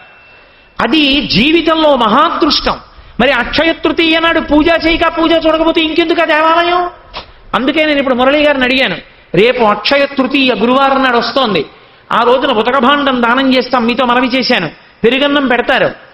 ఆ రోజు సాయంకాలం అయ్యా నేను ఉపన్యాసం 1 గంటే చెప్తాను. ఉపన్యాసమే ఉంది, రోజు వింటున్నారు. కావలసింది ఏ తిథి నాడు జరగవలసింది ఆ తిథి నాడు జరగాలి. కాబట్టి 1 గంట ప్రవచనం అయిపోయిన తర్వాత చక్కగా లక్ష్మీనారాయణుల్ని ఆ స్వామిని వేదిక మీదకి వేంచేపు చేసి అక్షయ తృతీయ నాటి సాయంకాలం స్వామికి గొప్ప అర్చన జరుగుతుంది. ఆ అర్చన అంతా చూసి మనందరం తీర్థప్రసాదాలు పుచ్చుకుని ఇంటికి వెడతాం. అక్షయ తృతీయ నాడు అనుభవించవలసినటువంటి గొప్ప స్థితి అది. నీకేది తెలుసో అది నిన్ను నమ్ముకున్న నలుగురికి నువ్వు చేయించాలి. అందుకు ఇంత పెద్ద వేదికేసి నీకు పరుపేసి కూర్చోబెట్టింది. వాళ్ళందరూ ఇరుక్కుని కూర్చున్నది. నువ్వు మాట్లాడవద్దు అంటే మాట్లాడడం మానేసింది. నువ్వు సెల్ ఫోన్ పట్టుకోవద్దు అంటే పట్టుకోవడం మానేసింది. కార్యకర్తల బ్యాడ్జీ వేసుకుని సింహద్వారం దగ్గర నిలబడి సెల్ ఫోన్ మాట్లాడి వింటున్న వాళ్ళు మీరు కార్యకర్తల ఈ ఫోన్లు మాట్లాడద్దు అని చెప్తే మేము పెద్దవాళ్లతో మాట్లాడుతున్నాం అందుకని చెప్పి మేము ఇలాగే మాట్లాడతాం, ఇంకో చోటికి కూర్చొని వినండి తప్ప మేము మాట్లాడడం మానవని చెప్పిన కార్యకర్తల గురించి నేను చెప్పట్లేదు. చెప్పిన మాట విని నిలబడిపోయినటువంటి శ్రోతలున్నారే, అటువంటి వారి అభ్యున్నతి కొరకు ఎవడు వేదిక మీద కూర్చుని ప్రసంగం చేశాడో వాడు చెప్పవలసిందే. అందుకని రేపటి రోజున అక్షయ తృతీయ నాటి సాయంకాలం ఇదే వేదిక మీద లక్ష్మీనారాయణార్చన చేసి తీర్థప్రసాదాలు పుచ్చుకుంటాం. పుచ్చుకుని ఈశ్వరానుగ్రహానికి పాత్రులం అవుతాం మనం. కనుక ఏది ఎప్పుడు చెయ్యాలో అప్పుడు చెయ్యవలసి ఉంటుంది. అందుకని దైవమును ప్రార్థన చేస్తాడు. దురితము తరువుకొచ్చి బాధ పెట్టకూడదు కాబట్టి భగవంతుణ్ణి ప్రార్థన చేస్తూనే ఉండు. చేస్తే ఆయన అనుగ్రహము చేత ఏదో జన్మంతా ఏడవలసింది ఒక రోజో ఒక వారం రోజుల్లో ఏడవలసినటువంటి స్థాయిలో దాటిపోతుంది ఆయన అనుగ్రహంతో. కాబట్టి ప్రార్థన. మరి శంకరులు యత్ ఏతత్ అప్రార్థనం, అసలు ఎప్పుడు వాడు ప్రార్థన చెయ్యడు అంటున్నారు. ప్రార్థన అంటే ఈశ్వరుని కాదు, మీరు బాగా గుర్తుపెట్టుకోండి. అప్రార్థన అన్న మాటకు అర్థం ఏంటంటే యాచించకుండుట. నేను ఆయన్ని ప్రార్థించానండి ఓ 10 రూపాయలు ఇమ్మని అంటాడు. యాచించుట, నాకు ఇది ఇమ్మని యాచించడు. యాచించడు అన్న మాటకు అర్థం ఏంటో తెలుసా? భక్తి యొక్క పై స్థాయిలో ఏం చేస్తారంటే దురితమునకు ఫలితం వచ్చిందనుకోండి, ఏదో రాకూడని ఫలితం ఒకటి వచ్చింది. రాకూడని ఫలితం అంటే ఏమిటండి దాని ఉద్దేశం? ఓ కష్టం వచ్చింది, జ్వరం వచ్చింది అనుకోండి, ఉదాహరణ బాగా నాటుకోవడానికి. జ్వరం వచ్చింది, చాలా సంతోషిస్తాడు. ఈశ్వరా ఓ వారం రోజులు జ్వరం వచ్చింది, జ్వరం రావడం వల్ల పడుకున్నాను కాబట్టి ఎవడో నా దగ్గరికి రాడు, జ్వరంగా ఉంది ఎక్కువ మాట్లాడద్దంటాడు. కాబట్టి హాయిగా మనస్సుతో నువ్వు స్మరించకూడదని ఎక్కడుంది? జ్వరంతో ఉంటే మాత్రం హాయిగా పడుకుని సుఖంగా నేను ఉపవాసం చేస్తే ఎంత సాత్విక ఆహారం తింటానో అలా ఏదో రొట్టె ముక్కో కాస్త బత్తాయి రసమో తాగి విభూతి చల్లుకుని ఆ రామాయణంలో ఉన్న శ్లోకాలు వైభవం అంతా హాయిగా అలా మళ్ళీ బాలకాండ నుంచి పట్టాభిషేకం వరకు పురస్చరణ చేసి అనుభవించాడు. 2వ రోజు జ్వరం ఉంది, సంతోషంగా భాగవతాన్ని అంతటినీ ఒక్కొక్క స్కంధాన్ని ఆలోచించాడు. వారం రోజులకి జ్వరం తగ్గిపోయింది. ఇప్పుడు ఈశ్వరుణ్ణి జ్వరం తగ్గించేసేయని ప్రార్థించకుండా ఏమన్నాడంటే, ఈశ్వరా నేనేదో చేసిన పాపం ఉంది, నువ్వు నన్ను అనుగ్రహించావు, ఇంతకన్నా బాధ పెట్టేస్తే నేను పాడైపోతానని హాస్పిటల్కి వెళ్ళాను, ఔషధిని సేవించాను, బాధపడ్డాను, అంతకన్నా ఇంక ఈ శరీరానికి ఏమైపోలేదు. మళ్ళీ దీన్ని నీ సేవలో వినియోగించుకోవడానికి కావలసిన స్థితిని మళ్ళీ ఇచ్చేశావు. నేను చేసిన పాపాన్ని కూడా దేన్నో పోగొట్టేశావు. ఏదో గత జన్మల్లో ఎవరో నేనన్న మాటలకి బెంగ పెట్టుకుని వారం రోజులు తల వేడిక్కిపోయేలా అన్నం నీళ్లు కూడా తినకుండా బెంగ పెట్టేసుకుని గడపవలసినటువంటి స్థితిలో ఎవరినో భయపెట్టుంటాను.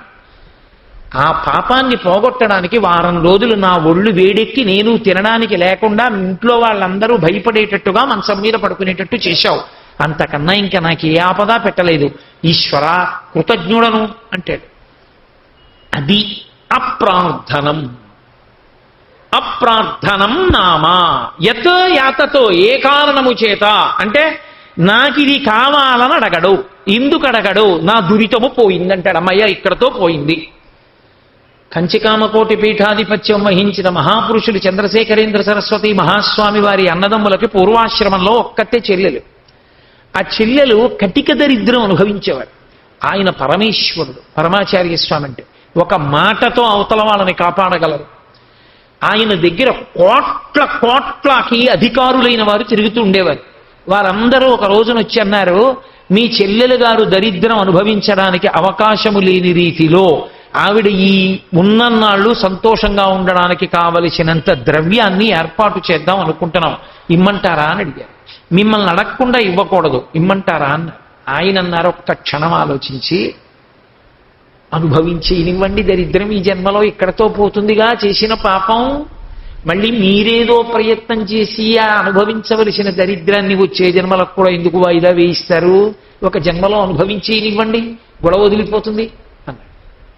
అప్రార్థనం, నాకు ఇది అని అడగడు.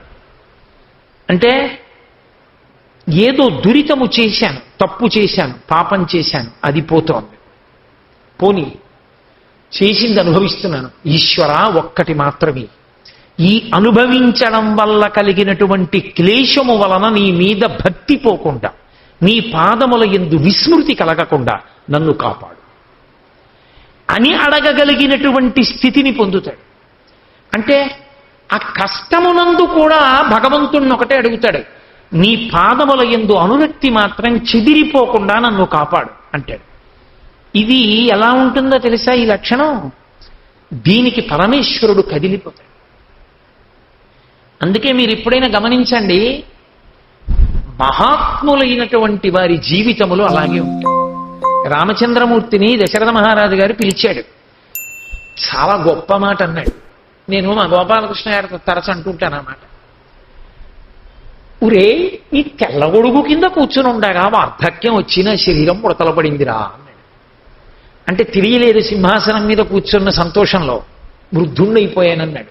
దుర్నిమిత్తములు కనపడుతున్నాయి, కలలు వస్తున్నాయి, పీడకలలు. కాబట్టి ఎంతో కాలం ఉండను, నీకు యవ్వరాజ్య పట్టాభిషేకం చేస్తాను. పైగా ఇది మంచి ముహూర్తం, వశిష్ఠుణ్ణి అడగలేదు, తనే పెట్టాడు ముహూర్తం. చైత్ర శ్రీమాన్ ఇయమ్మాస పుణ్య పుష్పిత కానన యవ్వరాజ్యాయ రామస్య సర్వం మే ఉపకల్ప్యతాం. ఇది చైత్రమాసం, ఎక్కడ చూసిన చెట్లు చిగర్చి అరణ్యములు శోభస్కరంగా ఉంటాయి, నీకిప్పుడు పట్టాభిషేకం చేస్తానన్నాడు. నాన్నగారండి చాలా సంతోషం నాన్నగారండి అని చేతులు పిసికేయలేదు రామచంద్రమూర్తి. ఇలాగే నిల్చున్నాడు. అలాగే నాన్నగారు, వెళ్ళిరా, ఉపవాసం చేయి, రాత్రి కోడలు సీతమ్మతో కలిసి పూజ గదిలో పడుకో. ఉపవాసము అంటే హవిష్యమునందు మిగిలిన భాగాన్ని తినాలి, తిని పూజ గదిలో పడుకోవాలి భార్యాభర్తలు ఇద్దరు. కాబట్టి పూజ గదిలో పడుకుని బ్రహ్మచర్యం పాటిస్తారు అని. కాబట్టి పూజ గదిలో ఉపవసించండి, రేపు రా నీకు పట్టాభిషేకం. సంతోషంగా అంటే రాముడు వెళ్ళిపోయాడు. మరునాడు ఉదయం రాముడు వచ్చాడు ఉపవాసం చేసి. ఏమమ్మా నాన్నగారు అలా ఉన్నారే అన్నాడు కైకమ్మని. రాత్రి 2 వరాలు అడిగాను రా మీ నాన్నగారిని. నవపంచ వర్షాన్ని దండకారణ్యమాశ్రిత చీరాజన జటాధారీ రామో భవతు తాపస అభిషేక సమారంభో రాఘవస్యోపకల్ప్యతాం మనీనైవాభిషేకేనా భరతోమభిషిచ్యతాం. 14 ఏళ్లు రాముడు అరణ్యవాసానికి వెళ్ళాలి, ఇదే ముహూర్తానికి భరతుడికి పట్టాభిషేకం జరగాలని అడిగాను. నీతో ఈ మాట చెప్తే నువ్వు అరణ్యవాసానికి వెళ్ళవేమో, నాకు మీ నాన్న ఇచ్చిన మాట నిజము కాదేమోనని బెంగపెట్టుకుని నువ్వు ఈ ఆ రాజ్యంలోంచి అరణ్యానికి వెళ్ళిపోయే పర్యంతము స్నానం చెయ్యను, అన్నం తినను, నీళ్లు ముట్టుకోనని హఠం చేసి మీ నాన్న దుఃఖంతో ఇలా కూర్చుని ఉండిపోయాడు. అందుకని నువ్వు తొందరగా వెళ్ళిపోతే మీ నాన్న అన్నం తింటాడని. ఆయన అన్నాడు, అమ్మా నేను అరణ్యానికి వెళ్ళడానికి 2 వరాలు ఎందుకమ్మా, నువ్వు పిలిచి వెళ్ళిపోమంటే వెళ్ళిపోనమ్మా, నాకు పితృవాక్య పరిపాలన కావాలి, తండ్రి మాట కావాలమ్మా, వెళ్ళిపోతానన్నాడు. అని సరే చాలా కథ నడిచింది. లక్ష్మణస్వామి వచ్చాడు, వచ్చి అన్నాడు, అన్నయ్య గురోరప్యవలిప్తస్యా కార్యాకార్యమజానత ఉత్పదం ప్రతిపన్నస్యా కార్యం భవతి శాసనం. అది తండ్రి కావచ్చు, తల్లి కావచ్చు, గురువు కావచ్చు, ధర్మ మార్గాన్ని తప్పిపోయి యవ్వనవనంలో ఉన్న కైకమ్మని దగ్గర పెట్టుకుని ఆవిడ రాత్రి వరాలు అడిగిందని ఈయన ముల్లే అన్నయ్య, ఇక్ష్వాకు వంశంలో వచ్చినటువంటి సామ్రాజ్యం, పెద్దవాడికి పట్టాభిషేకం చేయాలి, ధర్మాత్ముడివి, నీ ఎందు దోషం లేనివాడివి, నీకు చెందవలసిన రాజ్యాన్ని భరతుడికి ఇవ్వడానికి తండ్రి ఎవరు, నువ్వు అను. నాన్న ధనస్సు పట్టుకుని బాణప్రయోగం చేసి దశరథ మహారాజుని నిగ్రహించి కారాగారంలో పెట్టి నీకు పట్టాభిషేకం చేస్తానన్నాడు. రాముడు అన్నాడు, అసంకల్పితమే వేహాయత కస్మాత్ ప్రవర్తతే నివర్త్యారంభమారబ్ధం అనుదైవస్య కర్మతం. ఒరే నిన్న రాజ్యం ఇస్తానని ఎవరన్నారా? నాన్నగారే. ఇవాళ ఇవ్వనని ఎవరన్నారు? నాన్నగారే. నిన్నటికి ఇవాళకి నిజంగా నాన్నగారి మనసులో ఇవ్వకూడదని ఏమైనా బుద్ధి ఉందా? లేదు, నీకు ఇవ్వాలనే ఉంది. మరి ఇవ్వకూడని పరిస్థితులు ఎందుకు వచ్చాయి? అది దైవము, అది మన కంటికి కనపడదు. దైవము మనకి వ్యతిరేకముగా నిలబడినప్పుడు కూడా మనము దైవము యొక్క శాసనమును పాటించి అనుదైవస్య కర్మతత్, దైవమునకు నమస్కరించి తల ఒగ్గి దైవము ఇచ్చినటువంటి శాసనాన్ని అనుభవించిన వాడెవడో వాడురా ప్రాజ్ఞుడు. కాబట్టి తండ్రి మీద తిరగబడితే ఉందిరా, కొత్త పాపం వస్తుంది. దైవస్వరూపుడు తండ్రి కాబట్టి రా అరణ్యవాసానికి వెళ్ళిపోతున్నానండి. సీతమ్మ, రాముడు పడిన కష్టం కన్నా సీతమ్మ కష్టం గొప్పది. తప్ప నాకు రాజ్యం కావాలని నేను హోమం చేస్తాను, ఈశ్వరుని ప్రార్థన చేస్తానని రాముడు అనలేదు. నరులకు మార్గం చూపించాడు. ఎక్కడో ఉంది, రాముడికి ఉంటుందా దురితం? కాదు, మనకి నేర్పాడు. నీ దురితము వలన ఫలితం వచ్చింది, పోయింది అక్కడతో. నువ్వు చేసినటువంటి తప్పు పని ఆ ఫలితాన్ని అనుభవించి పోగొట్టుకున్నావు. నేను అందుకే మొదటే చెప్పా, ఈశ్వరుడున్నాడు, పునర్జన్మ ఉన్నది, కర్మ ఫలితం అనుభవించాలి. 3 నమ్మావు. నమ్మిన మాట నిజమైతే కష్టం వచ్చిన నాడు కూడా నువ్వు సంతోషంతో అనుభవించగలగాలి. ఈశ్వరుడు ఆ ఫలితాన్ని ఇచ్చాడు. ఈశ్వర, ఈ తప్పు వలన నేను పొందుతున్న కష్టం వలన ఇంకెప్పుడు నేను ఇటువంటి తప్పుడు పనులు చెయ్యకుండా నా మనసుకి దీక్షని, నీ పాదములను విడిచిపెట్టవలసిన అవసరము లేని భక్తిని అని నువ్వు అడగగలగాలి కష్టంలో. తప్ప కష్టం వచ్చినప్పుడు ఇన్ని మాటలు గోకులానికి వెళ్ళానండి అని చెప్పి ఈశ్వరుడి పాదాలు విడిచిపెట్టకూడదు. అప్పుడే గట్టిగా పట్టుకోవాల్సి ఉంటుంది. సీతమ్మ అయోనిజ, మహాతల్లి, పతివ్రత, అసలు మనుష్యకాంత కానే కాదు. అధమే కృషత క్షేత్రం లాంగలాదుద్ధితామయ క్షేత్రం శోధయతా లబ్ధానాంనా సీతేతి విశ్రుత అన్నాడు జనకుడు. భూమిని దున్నుతుంటే పైకి లేచి తన పేరు తాను పెట్టుకుంది సీత అని. అటువంటి తల్లి నరకాంతగా ప్రవర్తించినందుకు రాముడు పడిన కష్టం కన్నా ఎక్కువ కష్టం పడింది. రాముడికి కష్టం వస్తే చెప్పుకోవడానికి లక్ష్మణుడు ఉన్నాడు, హనుమ ఉన్నారు, వానరులు ఉన్నారు, సుగ్రీవుడు ఉన్నాడు. సీతమ్మకి ఎవరున్నారు చెప్పుకోవడానికి? అబల నరకాంతగా నటించింది కనుక మహాపతివ్రత. కనీసంలో కనీసం ప్రతిరోజు ఆడకూడని మాటలన్నీ ఆడుతున్నాడు వచ్చి. ఎంత బాధపడి ఏడుస్తూ ఉండిపోయిందో 10 నెలలు నా తల్లి. అంత కష్టపడినటువంటి సీతమ్మ రామచంద్రమూర్తి హనుమ చేత క్షేమవార్తని పంపిస్తే ఒక మాట అంది, మమైవ దుష్కృతం కించిత్ మహదస్తి నసంతయ సమర్థామపితాయన్మాం అవేక్షేతే పరంతప. ఒకనాడు నా వక్షస్థలం మీద వాలి ఒక కాకి గాడవేసిందన్న కోపంతో దర్భ మీద బ్రహ్మాస్త్రాన్ని అభిమంత్రించి విడిచిపెట్టగలిగినంత ప్రేమ కలిగిన రాముడు ఇవాళ రావణాసురుడు అపహరించి తెచ్చి తన యొక్క కొలువుకూటంలో నన్ను ఉంచి 10 నెలల నుంచి కష్టపెట్టినా రాముడు నన్ను అనుగ్రహించలేదు ఇంతకాలం అంటే రాముడి తప్పు కాదు. మమైవ దుష్కృతం కించిత్, నాదే ఏదో తప్పు ఉంది ఎక్కడో. ఆ తప్పు వలననే నేను ఇంత కష్టపడ్డాను. ఆ తప్పు నేను పడ్డ బాధలో పోయింది. ఇప్పుడు నాకు మళ్ళీ రామానుగ్రహం కలిగిందండి. అది భక్తికి ఉండవలసిన రక్షణ. అన్ని కష్టాలు పడింది కుంతి. అన్ని కష్టాలు పడిన కుంతి చిట్ట చివర కృష్ణ పరమాత్మతో ఒక మాట అంది, యాదవులందు పాండు సుతులందు నాకు మోహ విచ్ఛేదము చేయుమయ్యా ఘనసింధువు చేరిడి గంగభంగి నీపాద తరోజ చింతనముపై అనిశము మదీయ వృత్తి అత్యాదర వృత్తితో గదియగనట్లు చేయగదయ్య ఈశ్వర. ఈశ్వర, నాకింక ఈ మోహాన్ని పోగొట్టి కష్టమో సుఖమో ఏదొచ్చినా సరే ఒక నది ప్రవహించి ప్రవహించి ప్రవహించి సముద్రంలో కలిసిపోవడానికి వెళ్ళిపోతుంది. వెళ్ళిపోతున్నప్పుడు పర్వతాల మించి బండరాళ్ల మీద పడినప్పుడు తల బద్దలై చిందిపోతుంది, బెంగ పెట్టుకోదు, వెళ్ళిపోతుంది. ఒక మహాత్ముడు, ఏ పరమాచార్య స్వామి వంటి మహాపురుషుడో వచ్చి దండాన్ని ముంచి స్నానం చేస్తాడు. అంతటి మహానుభావుడు స్నానం చేశాడని పొంగిపోయి ఆగిపోదు, ముందుకెళ్ళిపోతుంది. ఒక దుర్మార్గుడు మలమూత్ర విసర్జన చేసి అవయవాల్ని క్షాళన చేసుకుంటాడు, కుపితురాలై అక్కడ నిలబడదు, అలా ముందుకెడుతూ ఉంటుంది. ముళ్ళకంపలు ఒడ్డు నుంచి వాలి వీపు గోకుతాయి, చీల్చుకుంటుంది వీపుని, బెంగ పెట్టుకోదు, ముందుకెళ్ళిపోతుంది. ఎవరు దారి చూపించి ఇదిగో సముద్రం ఇక్కడుంది ఇలా వెళ్ళు అని చెప్పరు. ప్రవహించి ప్రవహించి ప్రవహించి కష్టమైన సుఖమైన లెక్కలో పెట్టుకోకుండా ప్రయాణించడమే లక్ష్యంగా ప్రవహించి ప్రవహించి చిట్ట చివరికి సముద్రంలో కలిసిపోయి తన నామరూపములు కూడా విడిచిపెట్టేసి సముద్ర జలముల యందు కలిసిపోయిన నదిలా నేను కూడా నిరంతరము నీ పాదములు మనసులో స్మరిస్తూ నిన్ను చేరుకోగలిగినటువంటి అదృష్టాన్ని కష్టము సుఖము అన్న రెండు మాటలు పక్కన పెట్టి కష్టం వస్తే పరమేశ్వరుని యొక్క అనుగ్రహం వలన గత జన్మలలో చేసిన పాపము పోయింది, సుఖం వస్తే పరమేశ్వరుడి అనుగ్రహం వలన ఏదో మనసు సంతోషంగా ఉంచుకోగలిగిన స్థితి కలిగింది. కానీ రెండిటికి ఆధారమైన పరాత్పరుడి పాదముల యందు విస్మృతి కలుగకుండుగాక అని పట్టుకోగలిగినటువంటి స్థితిని నాకు కల్పించు. అందుకే సనాతన ధర్మములందు మహాత్ములైన వారందరెవరు? కిం గురుతాయాం మూలం. వారు మహాత్ములవడానికి కారణం ఎక్కడున్నది? కష్టములు వచ్చినప్పుడు విచలితులై భగవంతుణ్ణి విడిచిపెట్టిన వారు కారు. కృష్ణ పరమాత్మని అంత నమ్ముకుని కృష్ణుణ్ణి సేవించిన పాండవులు ఎంత కష్టపడ్డారు మహాభారతంలో. వదిలిపెట్టేశారా ఎక్కడైనా కృష్ణుణ్ణి? ఏం చేశావయా మాకని వదిలేసింది ఉందా?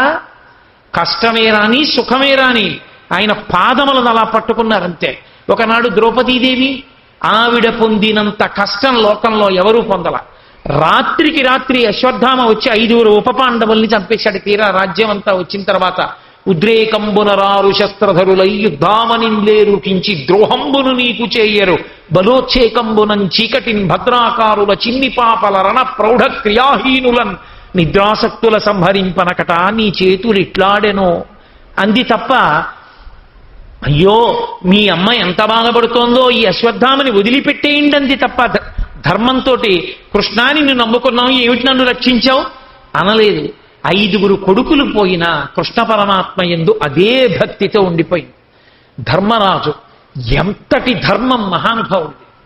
యవ్వని వాకిట నిభమద పంకంబు రజభూషణ రజో రాజినడగు యవ్వని చారిత్రమెల్లలోకంబులకును ఒజ్జయై వినయంబు నరపుగరపు యవ్వని కడగంట నివ్వటిల్లెడి చూట్టి మానిత సంపదలినుచుండు యవ్వని గుణలత 7 వారాసుల ఆవల కొండలపైకి ఎగబ్రాకుచుండు అట్టి ధర్మజుండు.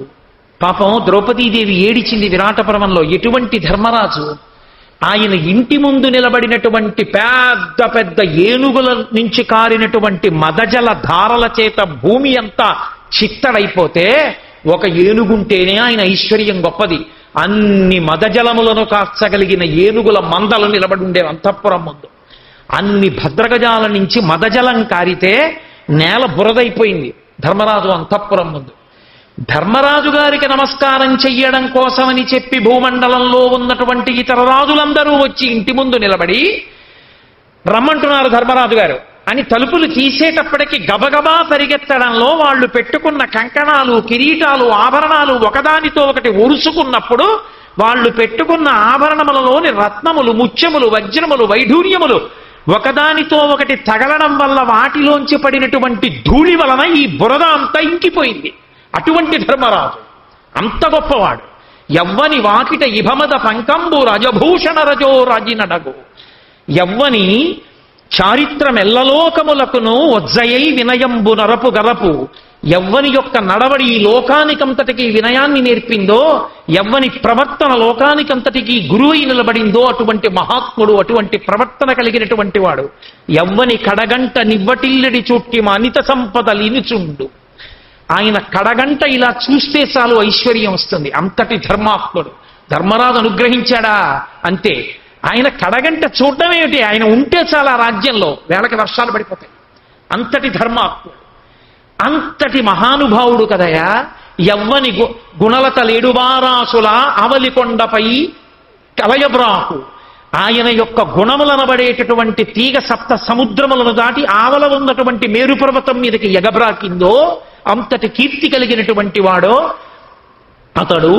భూరి ప్రతాప మహాప్రదీప ఘన వైరి దూర ఆ వైరి కోటీర మణివేష్టితాంఘ్రితలుడు ధర్మజుండు. ఆయన పాదములు ఇలా కింద పెట్టి పీఠం మీద కూర్చుంటే వెళ్ళి ఆయనకి నమస్కరిద్దామని నిలబడేటటువంటి రాజుల యొక్క వరుసలు కొన్ని కోట్ల మందితో ఉంటాయి. ఆయన భూరి ప్రతాప, ఆయన ప్రతాపం అటువంటిది. ఆయన రాజుల యొక్క పరాక్రమములనేటటువంటి చీకట్లను తొలగదోయగలిగిన మహాదీపము.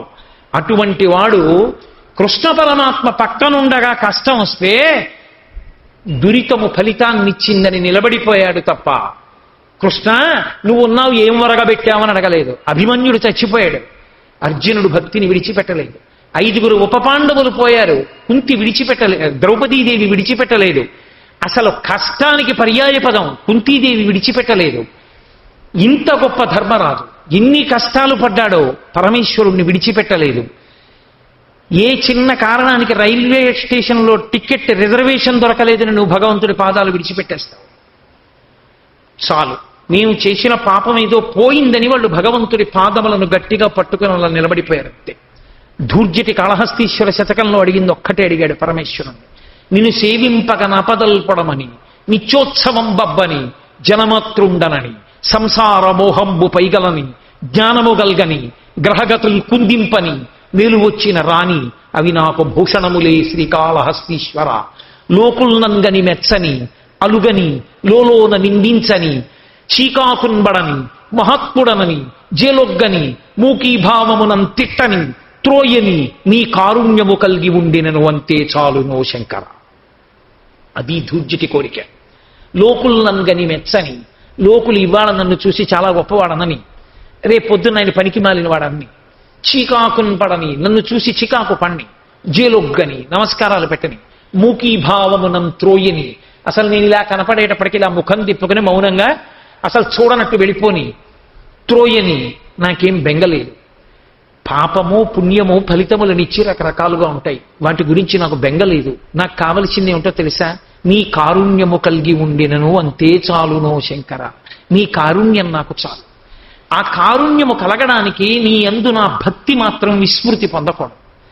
భక్తితో నిన్ను పట్టుకుని ఉంటే చేసిన పాపం ఏదైనా ఉంటే పోతుంది. కొత్తగా పుణ్యమా, నిన్ను నీకు దగ్గర చేసేదైతే చాలు. సుఖాల్ని నేను కోరట్లేదు. ఇది ధూర్జటి హృదయం, ఇది శంకర భగవత్పాదుల యొక్క హృదయం. ఎవడు కిం గురుతాయాం మూలం, మహాత్ముడొకడయ్యాడనడానికి మూలం ఎక్కడున్నది? వాడు కష్టములు వాడి పాపములకు ఫలితములుగా వచ్చినప్పుడు ఈశ్వరుణ్ణి విడిచిపెట్టినవాడు కాడు, నాకు కష్టములు రాకూడదని కోరినవాడు కాడు. కష్టాలలో కూడా భగవంతుణ్ణి పట్టుకున్నవాడే. మహాభాగవతంలో బలిచక్రవర్తి ఉన్నదంతా ఇచ్చేశాడు, గురువు చెప్పాడు ఇవ్వకురా. వచ్చినటువంటి వాడు శ్రీ మహావిష్ణువు. ఇచ్చానని ఒక్క మాట అన్నావో బ్రహ్మాండములన్నీ కొలిచేస్తాడు. ఇవ్వవద్దు, నా మాట నమ్ము. వారిజక్షులందు వైవాహికములందు ప్రాణవిత్తమాన భంగమందు జగిత గోకులగ్ర జన్మరక్షణమందు బొంకవచ్చు నఖము పొందరధిప, ఇవ్వనని చెప్పేసేయి. ఇవ్వద్దన్నాడు. సుమృతంబు కాని నుడువదు నా జిహ్వ బొంకజాల, నాకు బొంకు లేదు నీ తృతీయ పదము నిజము నాశిలమున నెలవు చేసి పెట్టు నిర్మలాత్మ. నా నోట వచ్చిన మాట అబద్ధం అవడానికి వీల్లేదు. 3 అడుగులలో 2 అడుగులతో అన్ని కొలిచేశానంటున్నావు, 3వ అడుగు ఇక్కడ పెట్టేసేయన్నాడు. బలిచక్రవర్తి తల మీద 3వ పాదం పెడితే ఆయనను వరుణపాశములతో బంధించాడు శ్రీ మహావిష్ణువు. అలా నిలబడిపోయినా రాక్షసులందరూ లేచారు, అన్నీ పుచ్చుకుని నిన్ను బంధించాడు, యుద్ధం చేస్తా ఉన్నారు. ఆయన అన్నాడు, దైవం అనుకూలము కాదు మనకి, ఇది మన కాలము కాదు, వదిలిపెట్టేసి. ఏదో చేసిన పాపం ఉంది, అనుభవంలోకి వచ్చింది, ఇప్పుడు యుద్ధం చెయ్యకండి. ఆయన పరమేశ్వరుడు, ఆయనతో యుద్ధం ఏమిటి? ఏడిచింది ఒక్క కారణానికే ఏడిచాడు. తాతగారు ప్రహ్లాదుడు నడిచొస్తున్నాడు. అరెరే, ఇంతటి మహానుభావుడైన తాతగారు వస్తుంటే 2 చేతులు ఎత్తిలా నమస్కరించలేకపోయాన్రా అని ఏడిచాడు మహానుభావుడు. ప్రహ్లాదుడు వచ్చప్పుడు చెప్పాడు తత్వం ఏంటో. ఇతనికి మున్ను నీ వింద్రపదం బిచ్చి నేడు తిప్పుటయును నెరయమేలు, మోహనాహంకృతి గర్వాంధ తమస వికారంబు దాని మాన్పి కరుణ రక్షించుటయుగాక శిక్షించుటే తత్వజ్ఞనకు మహేంద్రత్వమేల, నీ పాద కమలంబు నియతి గొల్చెన తాని పోలునే సురరాజ్య భోగభరత, గర్వమేపార కన్నులు కానరావు చెవులు వినరావు చిత్తంబు చిక్కుబడును, సేవలన్నయు మరచు నీ మహిమ మాన్పి మేలు చేసితివి నీ మేర మేటి సూపి. ఈశ్వరా, ఒకనాడు ఇచ్చావు ఇంద్రపదవి, నీ అనుగ్రహం లేకుండా ఇంద్రుడు ఎందుకయ్యాడు? ఇవాళ తీసేశావు. ఇచ్చినా నువ్వే, తీసినా నువ్వే. ఇచ్చింది నువ్వే, పుచ్చుకున్నది నువ్వే. మంచి పని చేశావు. ఇంద్రపదవిలో ఉంటే అక్కర్లేని వైభోగాలన్నీ వచ్చి నీ పాదసేవ మరిచిపోయాడు. నీ పాదసేవ కన్నా దిక్కుమాలిన ఇంద్రపదవి గొప్పదా? నీ పాద కమలంబు నియతి గొల్చిన దాని పోలునే సురరాజ్య భోగపరత, గర్వమేపార కన్నులు కానరావు. ఆ గర్వంతో నేను ఇంద్రుణ్ణని కన్నులు కానరాక చెయ్యవలసినటువంటి పూజ కూడా మరిచిపోయాడు. కాబట్టి మంచి పని చేసావు, రాజ్యం తీసేశావు అన్నాడు. అంటే శ్రీ మహావిష్ణువు అప్పుడు ఒక గొప్ప మాట చెప్పారు భాగవతం. యవ్వని కరుణింప నిశ్చయించితివాని అఖిల విత్తంబునే నపహరింతు, సంసార గురుమద స్తబ్దుడై తెగడి లోకమునెల్ల ధిక్కరించు వాడెల్ల కాలంబు అఖిలయోనుల యందు పుట్టుచు పిదప విత్త వయోరూప విద్యా బలైశ్వర్య కర్మ జన్మ గర్వముడిగి ఏక విధమున విమలుడయ్యవ్వడుండు వాడు నా కొరకు రక్షింపవలయువాడు స్తంభ లోకాభిమాన గొప్ప చరితుడై వర్ధిల్లుడితడు అని మహానుభావుడు మాట చెప్పాడు. లోకంలో జీవులు పుడుతూ ఉంటారు రకరకాల శరీరాలతో. పుట్టిన ప్రతివాడు ఓడు డబ్బున్నవాడిని అంటాడు, ఓడు అందగాడిని అంటాడు, ఓడు చదువుకున్నవాడిని అంటాడు, ఓడు పండితుడిని అంటాడు, ఓడు విద్వాంసుడిని అంటాడు, నేను ఉద్యోగస్తుడిని అంటాడు, నేను అధికారిని అంటాడు. ఒక్కొక్కడికి ఒక్కొక్క గర్వం. ఆ గర్వంతో నాశనమై మళ్ళీ పుడుతూ ఉంటాడు, మళ్ళీ చస్తూ ఉంటాడు. పునరభిజననం పునరభిమరణం పునరభిజననీ జఠరేచేదం ఇహ సంసారే బహుదుస్తారే కృపయాపారే పాహిమురారే. అలా జనన మరణ చక్రమునందు తిరుగుతూనే ఉంటాడు. ఎవరో ఒక్కడు మహానుభావుడున్నాడు. వాడు విత్త వయోరూప విద్యాబలైశ్వర్య కర్మ జన్మ గర్వముడి ఏక విధమున విమలుడయ్యవ్వడుండు. వాడు కష్టం వచ్చినా సుఖం వచ్చినా నాకు ఈ కష్టం తీసేయని అడగడు, సుఖం వస్తే సుఖం వచ్చిందని పొంగిపోడు. రెండిటి యందు సమానముగా ఉంటాడు. తుల్య నిందాస్తు తిర్మౌని సంతుష్టో ఏనకేనచిత్ తనికేత స్థిరమతి భక్తిమాన్ మే ప్రియో నరః. వాడిని నేను ఎందుకు రక్షించాలో తెలుసా? వాడు నాకు ఇది ఇమ్మని అడగడు. వాడికి కష్టం వస్తే నా పాపం పోయిందంటాడు, సుఖం వస్తే ఈశ్వరానుగ్రహం అంటాడు. రెండూ ఈశ్వరానుగ్రహమే. మరి వాడిని నేను ఎందుకు రక్షించాలి? వాడు నా కొరకు రక్షింపవలయువాడు. నేనున్నానని లోకం ఎప్పుడు నమ్ముతుంది. అటువంటి వాడిని నేను రక్షిస్తే, వాడిని రక్షించేది వాడి కోసం కాదు. వాడిని రక్షించకపోతే నేనున్నానని లోకాలు నమ్మవు. నా కోసం వాడిని రక్షిస్తున్నాను, వాడి కోసం నేను కాదు. ఈ మాట అన్నారు శ్రీ మహావిష్ణువు. అంటే పరమేశ్వరుణ్ణి కిందకి దింపగలడు ఎవరు రెండిటి యందు సమానముగా ఉన్నాడో, ఎవడు కష్టం వచ్చినప్పుడు ప్రార్థన చెయ్యకుండా నా దురితము పోయిందన్నాడో అటువంటి వాడు కిం గురుతాయాం మూలం. మహానుభావుడు అవడానికి కారణం అక్కడున్నది మూలం. అందుకని వాడు ఏతతో అప్రార్థనం. వాడు ప్రార్థన చెయ్యడు. అంటే ప్రార్థన చెయ్యడంటే పూజ చెయ్యడని కాదు, స్తోత్రం చెయ్యడని కాదు. వాడు కష్టం వచ్చినప్పుడు కూడా సంతోషంగా ప్రార్థన చేస్తాడు. ఈశ్వరా నా పాపం పోగొట్టేశావయా, ఎంత సంతోషం అంటాడు. చంద్రశేఖరేంద్ర సరస్వతి మహాస్వామి వారికి 104 జ్వరం వచ్చింది ఒకసారి. ఆయన అన్నారు, పరమేశ్వరుడు గొప్ప అదృష్టం ఇచ్చాడు, నన్ను ఒక్కసారి తీసుకెళ్ళి ఆసనం ఎండలో వేయండి అన్నారు. ఇది ఎండలో వేడి 104 జ్వరం వస్తే అన్నారు. పర్వాలేదు వేయండి అన్నారు. తీసుకెళ్లి ఎండలో వేశారు. ఆయన ఎండలో సత్యదండం పట్టు కూర్చుని కొన్ని గంటల పాటు జపం చేశారు. ఎందుకండి ఇలా అన్నారు? అదృష్టం కాదు, 104 జ్వరం ఉందంటే లోపల ఎంత వేడి. ఈ వేడికితో సూర్యుడి వంక చూస్తూ నేను జపం చేస్తే పంచాగ్నిహోత్ర తపస్సు చేసుకునే అధికారం ఇప్పుడు వచ్చింది. నిజంగా ఇది అగ్నిహోత్రాలు పెట్టలేనుగా. ఇప్పుడు లోపలంతా అగ్నిహోత్రంతో కాలిపోతోంది 104 జ్వరంతో. పరమేశ్వరుడు పంచాగ్నిహోత్ర తపస్సు చెయ్యగలిగినటువంటి స్థితి ఇచ్చాడు ఇవాళ. అందుకు పాడు చేసుకోకుండా జపం చేసుకున్నాను. ఇంకా మీరేం చేస్తారు అటువంటి మహాపురుషుడి విషయంలో? కాబట్టి కష్టం వచ్చినా సుఖం వచ్చినా రెండిటి యందు భగవంతుడే. కాబట్టి యోగరతోవా భోగరతోవా సంగరతోవా సంగవిహీన యస్య బ్రహ్మణి రమతే చిత్తం నందతి నందతి నందచ్చేవా. వాడు యోగమనందు భోగమనందు కూడా పరమేశ్వరుడి పాదారవిందముల యందు రమిస్తూ పొంగిపోతూ ఉంటాడంతే. అలా పొంగిపోగలిగినటువంటి హృదయముతో ఉన్నవాడు పాడవకుండా రక్షించవలసినటువంటి కర్తవ్యము నాది. వాడిని నా కొరకు రక్షింపవలయువాడు. నా కోసం రక్షిస్తున్నాను, వాడి కోసం కాదు. అందుకని మహాత్ములయ్యారు. ఏ మహాత్ముడి చరిత్రగా మీరు చెప్పుకోండి, ఎవరి కథ చూడండి, మీకు రామాయణం భారతం భాగవతంలోంచి నేను కొన్ని ఉదాహరణలు చూపించాను. వాళ్ళందరూ ఈశ్వరుడు దురితములకు ఫలితములు ఇచ్చినప్పుడు మాకు ఇదొద్దు ఈశ్వర మాకు సుఖమే కావాలని అడిగిన వారు కారు. ఓర్పుతో కష్టమును తట్టుకున్నవారే. అది భగవద్భక్తి. అంతటి భీష్ముడు, అంతటి మహానుభావుడు జీవితాంతం రంపపు కోత అనుభవించాడు. ఎంత కష్టం చెప్పుకోవడానికి ఎవరూ లేరు. ఆఖరికి ఒక తాతని మనవలందరూ వెళ్ళి అడిగారు. యుద్ధ భూమిలో శిబిరంలోకి వెళ్ళి, తాత ఎలా చచ్చిపోతావు అని అడిగారు. ఇన్నాళ్ళు వంశాన్ని వృద్ధిలోకి తీసుకొస్తే ఆయనకి మిగిలిందని. బాణాలతో ఉన్నటువంటి పంజరం మీద పడుకుని రక్తం ఓడిపోతే శాంతి పర్వంలో మహాభారతంలో అన్ని విషయాలు అర్జునుడికి పాండవులకి ధర్మరాజుకి చెప్పి కృష్ణ పరమాత్మ వంక చూస్తూ సంతోషపడిపోతూ, ఏమయ్యా నిన్ను నమ్ముకున్నాను, ఇంత అన్యాయం చేశావే, ఇలా పడిపోయానే, పడిపోయేదేదో ఉత్తరాయణంలో పడిపోయేటట్టు చేయొచ్చు కదయా, నువ్వు తలుచుకుంటే కాలంలో యుద్ధాన్ని అలా మార్పు వచ్చేట్టు చేయలేవా అని అడగలేదు.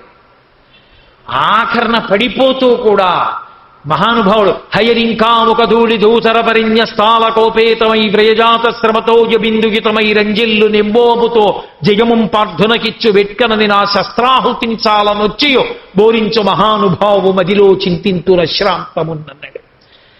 అర్జునుడి కోసం అంత కష్టపడి గుర్రాల పగ్గాలు పట్టుకుని తోలి ధూళి అంతా మీద పడితే సంతోషపడిపోయినటువంటి ఆ కృష్ణ పరమాత్మ ఉన్నాడే, ఆయన భక్తపరాధీనుడు. నా శరీరం విడిచిపెట్టే సమయంలో నా ఎదురుగుండా నిలబడ్డాడు. ఇంతకన్నా ఏం కావాలన్నాడు అని పొంగిపోయాడు తప్ప నాకు ఇది ఇవ్వలేదని ఏడవలేదు. ఎవరలా ఏడవలేదో, ఎవరు కష్టం వచ్చినప్పుడు కూడా సహించి తమ దురితము పోయిందన్నారో వారే మహాత్ములు. కిం గురుతాయాం మూలం. ఆయన మహాత్ముడవడానికి కారణం ఎక్కడుంది అంటే కష్టమునందు భగవంతుని పాదములు విడిచిపెట్టని వాడు, భగవంతుడి పాదములు పట్టుకుని నాకు ఇదే ఈయని నిగ్గదీసిన వాడు కానివాడు. అదిగో వాడు మహాత్ముడు. ఆ స్థితికి ప్రయత్నం మొదలుపెట్టు. చేరిపొమ్మని చెప్పగలిగినంత సాహసం నేను చెయ్యలేను, ఎందుకంటే నేనే ఆ స్థితిని పొందలేదు కనుక నేను చెప్పకూడదు. శంకరులు చెప్పింది చెప్పచ్చు, కానీ ఒక ప్రయత్నం. ఏదో చిన్న చిన్న కష్టాలు వచ్చినప్పుడైనా ఒక సాధన చెయ్యడం మొదలు పెడితే నిజానికి అది పరమేశ్వరుణ్ణి చేరుకోవడానికి పెద్ద దారి. ఎందుకో తెలుసా? భక్తితో భగవంతుణ్ణి ప్రార్థన చేసి సాక్షాత్కారింపచేసుకోవడంలో ఆయన భక్తి ఉంది. పరమేశ్వరుడు చాలా బెంగ పెట్టేసుకుంటాడు. ఎవరిని చూసో తెలుసా? ఎంత కష్టంలో ఉండి కూడా తన పాదాలు విడిచిపెట్టని వాడిని చూసి ఎంత బెంగ పెట్టుకుంటాడోట ఆయన. తప్పలేదు, దురితానికి ఫలితం ఇచ్చాను, వదలలేదు. అలాగే పట్టుకున్నాడు. అయ్య పిచ్చాడా అని బెంగ పెట్టుకుంటాట. మీరు చూడండి, నా కూతురు చిన్న వయసులో ఉన్నప్పుడు నేను ఆఫీస్కి వెడుతుంటే పరుగు పరుగున వచ్చి నాన్నగారండి నాన్నగారండి నాకు వచ్చేటప్పుడు కొంచెం మీరు మడత కాజాలు తెచ్చిపెట్టరా అని అడిగింది అనుకోండి. అది ప్రేమతో భక్తితో నా కూతురు నన్ను అడుగుతుంది, పెద్ద విశేషం కాదు. అది చిన్నతనంలో నేను పెన్ను అక్కడ పెడితే చాలు తీసేసుకునేది. నా పెన్ను కనపడలేదంటే నా అనుమానం నా కూతురు తీసేసిందని ఎప్పుడు. కాబట్టి ఒక రోజున అంటే ఉదాహరణ చెప్తున్నా, నిజమనుకోకండి సుమా, ఏదో నా పెన్ను కనపడలేదు, నువ్వేనా తీసేసావు పెన్ను, ఇన్ని మాటలు చెప్పాను పెన్ను తీయద్దాను, అవతల ఇన్స్పెక్షన్ ఉంది, టైం అయిపోతుంది, పెన్ను తీసేసావు, చెప్పి ఎక్కడ పెట్టావు పెన్ను. అదేదో రాసుకుంటూ నేను తీయలేదు నాన్నగారండి నిజంగా అంది. ఎప్పుడు ఇలాగే చెప్తామని ఒక్క ముట్టికే కొట్టాను. అబ్బా అంది. నిజంగా తీయలేదు నాన్నగారండి, నాకు తెలియదు నాన్నగారండి అంది. ఎప్పుడు ఇలాగే చెప్తావు అని తిడుతూ వెళ్ళి ఏదో ఒక పుస్తకం తీసి ఆ పైన పెట్టి వెళ్ళిపోదామని చెప్పి ఆ కింద ఉన్నటువంటిది ఏదో పరుసో ఏదో తీద్దామని ఇలా అన్నాను. చదువుతూ చదువుతూ గబుక్కుని లేవడంలో పేజీల మధ్యలో పెట్టిన పెన్ను కింద పడింది. ఇప్పుడు కూతురు దగ్గరికి వెళ్ళి చెప్పుకోగలిగినంత పెద్ద మనస్సు కాదు కదూ, నిశ్శబ్దంగా తీసి పెన్ను జేబులో పెట్టుకుని వెళ్ళిపోతున్నాను. అది ఏడుస్తోంది పాపం. నేను కిందకి దిగి వెళ్ళిపోతుంటే అది పరిగెత్తుకుంటూ నా హెల్మెట్ పెట్టుకుని పట్టుకొచ్చి నాన్నగారండి నాన్నగారండి హెల్మెట్ మర్చిపోయారు, మళ్ళీ మిమ్మల్ని ఎవరినో పట్టుకుంటే పోలీసులు లేట్ అయిపోయింది అన్నారు మొన్నని, హెల్మెట్ పట్టుకొచ్చాను నాన్నగారండి హెల్మెట్ పెట్టుకోండి అని ఇలా ఇలా తుడుచుకుంటూ హెల్మెట్ ఇచ్చింది. ఇప్పుడు చెప్పండి, నా మీద ప్రేమతో పరిగెత్తుకొచ్చి నన్ను కాజాలు అడిగిన కూతుర్ని చూసిన రోజు నా మనసు కదిలిపోతుందా? నేను మొట్టికాయ కొట్టి అది పెన్ను తీయకపోయినా మొట్టికాయ కొట్టి నా పెన్ను నా దగ్గరే ఉన్నా అది పరిగెత్తుకొచ్చి నాకు హెల్మెట్ ఇచ్చి నా దగ్గర నిలబడితే నాకే మాట తడబడిపోతుంది. ఆ హెల్మెట్ ఇస్తే అదే పిచ్చి తల్లి అంత తప్పు చేశానురా అని తండ్రిని, ఒక లౌకికమైన ఒక కూతురికి తండ్రిని నా మనస్సు కదిలిపోయి గుర్తు పెట్టుకుని కాజాలు జగోడీలు జంతికలు ఇన్ని పట్టుకొచ్చేస్తే ఎందుకండి దానికి అన్ని తెచ్చేశారు అవన్నీ ఒక్కసారి, ఏదో ఒక్కొక్కటి తేవాలి కానీ నీకేం తెలియదు ఊరుకో, ఓ కారణాన్ని తెచ్చాను అన్న నా భార్యని. నేను మొట్టికాయ కొట్టితే ఏడుస్తున్నటువంటి కూతురు నాకు హెల్మెట్ పెట్టుకొస్తేనే నా మనసు కదిలిపోతే నువ్వు ఎప్పుడో తప్పు చేశావురా అని ఇప్పుడు శిక్ష వేసినా కూడా విడిచిపెట్టకుండా పాదములు పట్టుకున్న భక్తుణ్ణి చూసి పరమేశ్వరుడు ఎంత కదిలిపోతాడు. అది గింపురుతాయాం మూలం. నువ్వు గొప్పవాడి అవ్వడానికి కారణం అక్కడుంది, పరమేశ్వరుడి పాదాలు వదలడంలో లేదు. నువ్వు చేసుకున్న తప్పుకేగా కష్టం వచ్చింది. సనాతన ధర్మమునందని సిద్ధాంతంగా పునర్జన్మ కర్మఫలం. కాబట్టి పరమేశ్వరుని పాదములను విడిచిపెట్టడం ఎన్నడూ చెయ్యకు. దురితం వచ్చిన నాడు అనుభవించేయడం ప్రారంభం చెయ్యి. ఏదైనా చిన్న కష్టం ఇప్పుడు ఎప్పుడూ ప్రార్థించద్దని ఈశ్వరుడు అనలేదు. ఆయనే చెప్పాడు, ఆర్తో జిజ్ఞాసుర్ అర్థార్థి జ్ఞానీచ భరతర్షభ. నన్ను కాకపోతే ఎవరిని అడుగుతారయా పిల్లలు, నన్ను ప్రార్థిస్తారన్నాడు. కానీ ప్రతి చిన్నదానికి ఏదో మోకాలు నొప్పెడుతోంది, వెంటనే ఈశ్వరుని వెళ్ళిపోయి ఈశ్వరా ఈ మోకాలు నొప్పెట్టకుండా చెయ్యి అనకు. ఎప్పుడో ఎవరి మోకాల మీదో కొట్టావు, వాళ్ళు కొన్ని సంవత్సరాలు బాధపడ్డారు. ఈ జన్మలో మోకాలు నొప్పెడతావు, దరిద్రం వదిలిపోయింది, పోయింది నువ్వు చేసిన పాపం. ఈశ్వర నాకేం బెంగలేదు మోకాలు నొప్పెడితే, ఆఫీసులో కూర్చున్నప్పుడు నొప్పెట్టని, ఇంట్లో భోజనం చేసినప్పుడు పలహారం చేసినప్పుడు నేను వాకింగ్కి వెళ్ళినప్పుడు నొప్పెట్టని, నేను ఉపన్యాసం చెప్పేటప్పుడు నీ గురించి కథ చెప్పేటప్పుడు నీ పూజ చేసేటప్పుడు వేదిక మీద నేను ఆసనం వేసుకుని కూర్చోలేని స్థితిలో నా మనసు కదిలిపోయేటట్టుగా మాత్రం ఆ నొప్పిని తయారు చేయకు, నీ సేవకి ప్రతిబంధకం చేయకు అని నేను అడిగి ఆ నొప్పిని ఓర్చేశాను అనుకోండి. అంటే నిజంగా నాకు మోకాలు నొప్పి ఉందని నేనంత గొప్పగా భక్తితో ఉన్నానని మీరు అనుకోకండి, నాకేమంత భక్తి ఉన్నవాడిని కాదు, ఒక ఉదాహరణకి చెప్పాను అంతే. అలా నిలబడగలిగితే ఆ దురితం అక్కడతో పోయింది. పరమేశ్వరుడు కూడా దగ్గరికి చేర్చుకుంటాడు. ఇది శంకర భగవత్పాదుల యొక్క హృదయం. కిం గురుతాయాం మూలం అంటే ఎత్ ఏతత్, ఏ కారణమునకు కూడా. ఎత్ ఏతత్ రెండు శబ్దాలు సంస్కృతంలో. ఏతత్ ఫలం సర్వం శ్రీ ఉమామహేశ్వర పరబ్రహ్మార్పణమస్తు. ఏతత్ ఫలం అంటే, ఏతత్ అన్న మాటకు అర్థం ఏంటంటే కారణము ఏదైనదో ఆ కారణము వలన అని, అంటే దానికి ముందు ఏం చేశావో దానికి అని. ఎత్ ఏతత్ ఏ కారణమునందు కూడా అని అన్వయం చేసుకోవలసి ఉంటుంది. అప్రార్థనం నామం. నామం అంటే స్థిరీకరించుట అని. నామం అంటే పేరుని కాదు అక్కడ అర్థం. నామము అంటే స్థిరీకరింపబడి చెప్పబడుతున్నవి అని. కాబట్టి ఎత్ ఏతత్ అప్రార్థనం నామం. ఏ కారణమునకు ఇక నాకు ఇది ఇలా నన్ను కష్టపెట్టవద్దని అడగకుండా ఓర్చుకున్నవాడెవడో వాడే లోకమునందు పూజనీయుడయ్యాడు, గొప్పవాడయ్యాడు. అది గురుతాయా మూలం అని శంకర భగవత్పాదులు మెల్లిమెల్లిగా ఒక్కొక్క మెట్టు ఎక్కిస్తూ తన చేత్తో పట్టుకుని మనవణ్ణి పైకి ఎక్కించిన తాతలా ఒక్కొక్కటి ప్రశ్నల రూపంలో జవాబుల రూపంలో చెప్తూ మన మనసుని భగవంతుడి వైపుకి తిప్పి జన్మ సార్థకత పొందేటట్టుగా 65 శ్లోకాలలో ఎన్నో ప్రశ్నలు జవాబులు చెప్పారు. ఆయన అనుగ్రహించినంత మేర ప్రతిరోజు కొన్ని ప్రశ్నలు జవాబులు మనం చెప్పుకుంటున్నాం. మళ్ళీ తిరిగి రేపటి రోజు సాయంకాలం 6:30 కలుసుకుందాం. మంగళాశాసనపరై మదాచార్య పురోగమై సర్వైశ్చ పూర్వైరాచార్యై సత్కృతాయాస్తు మంగళం. మంగళం కోసలేంద్రాయ మహనీయ గుణాత్మనే చక్రవర్తి తనూజాయ సర్వభౌమాయ మంగళం. ఉమాకాంతాయ కాంతాయ కామితార్థప్రదాయినే శ్రీగిరీశాయ దేవాయ మలినాథాయ మంగళం. కరచరణకృతం వా కర్మవాక్కాయజం వా శ్రవణనైనజం వా మానసం వాపరాధం విహితం వా సర్వమేత్తక్షమస్వ శివ శివ కరుణాబ్ధే శ్రీ మహాదేవ శంభో. సర్వం శ్రీ ఉమామహేశ్వర పరబ్రహ్మార్పణమస్తు. స్వస్తి. ఓ చిన్న విన్నపం. శంకర జయంతి 8వ తారీఖు ఆదివారం. ఆ కారణం రీత్యా మనం అక్షయ తృతీయ నాడు పూజ ఉంటుంది కాబట్టి శుక్రవారం సాయంకాలం నుంచి మీ అందరూ కూడా తోటకాష్టకం తెచ్చుకోండి. మనం శంకర భగవత్పాదులు చెప్పినటువంటి విషయాలు చెప్పుకుంటున్నాం. మహానుభావుడైనటువంటి శంకర భగవత్పాదులకి తోటకాష్టకంతో నమస్కారం చేద్దాం శుక్రవారం నుంచి. స్వస్తి.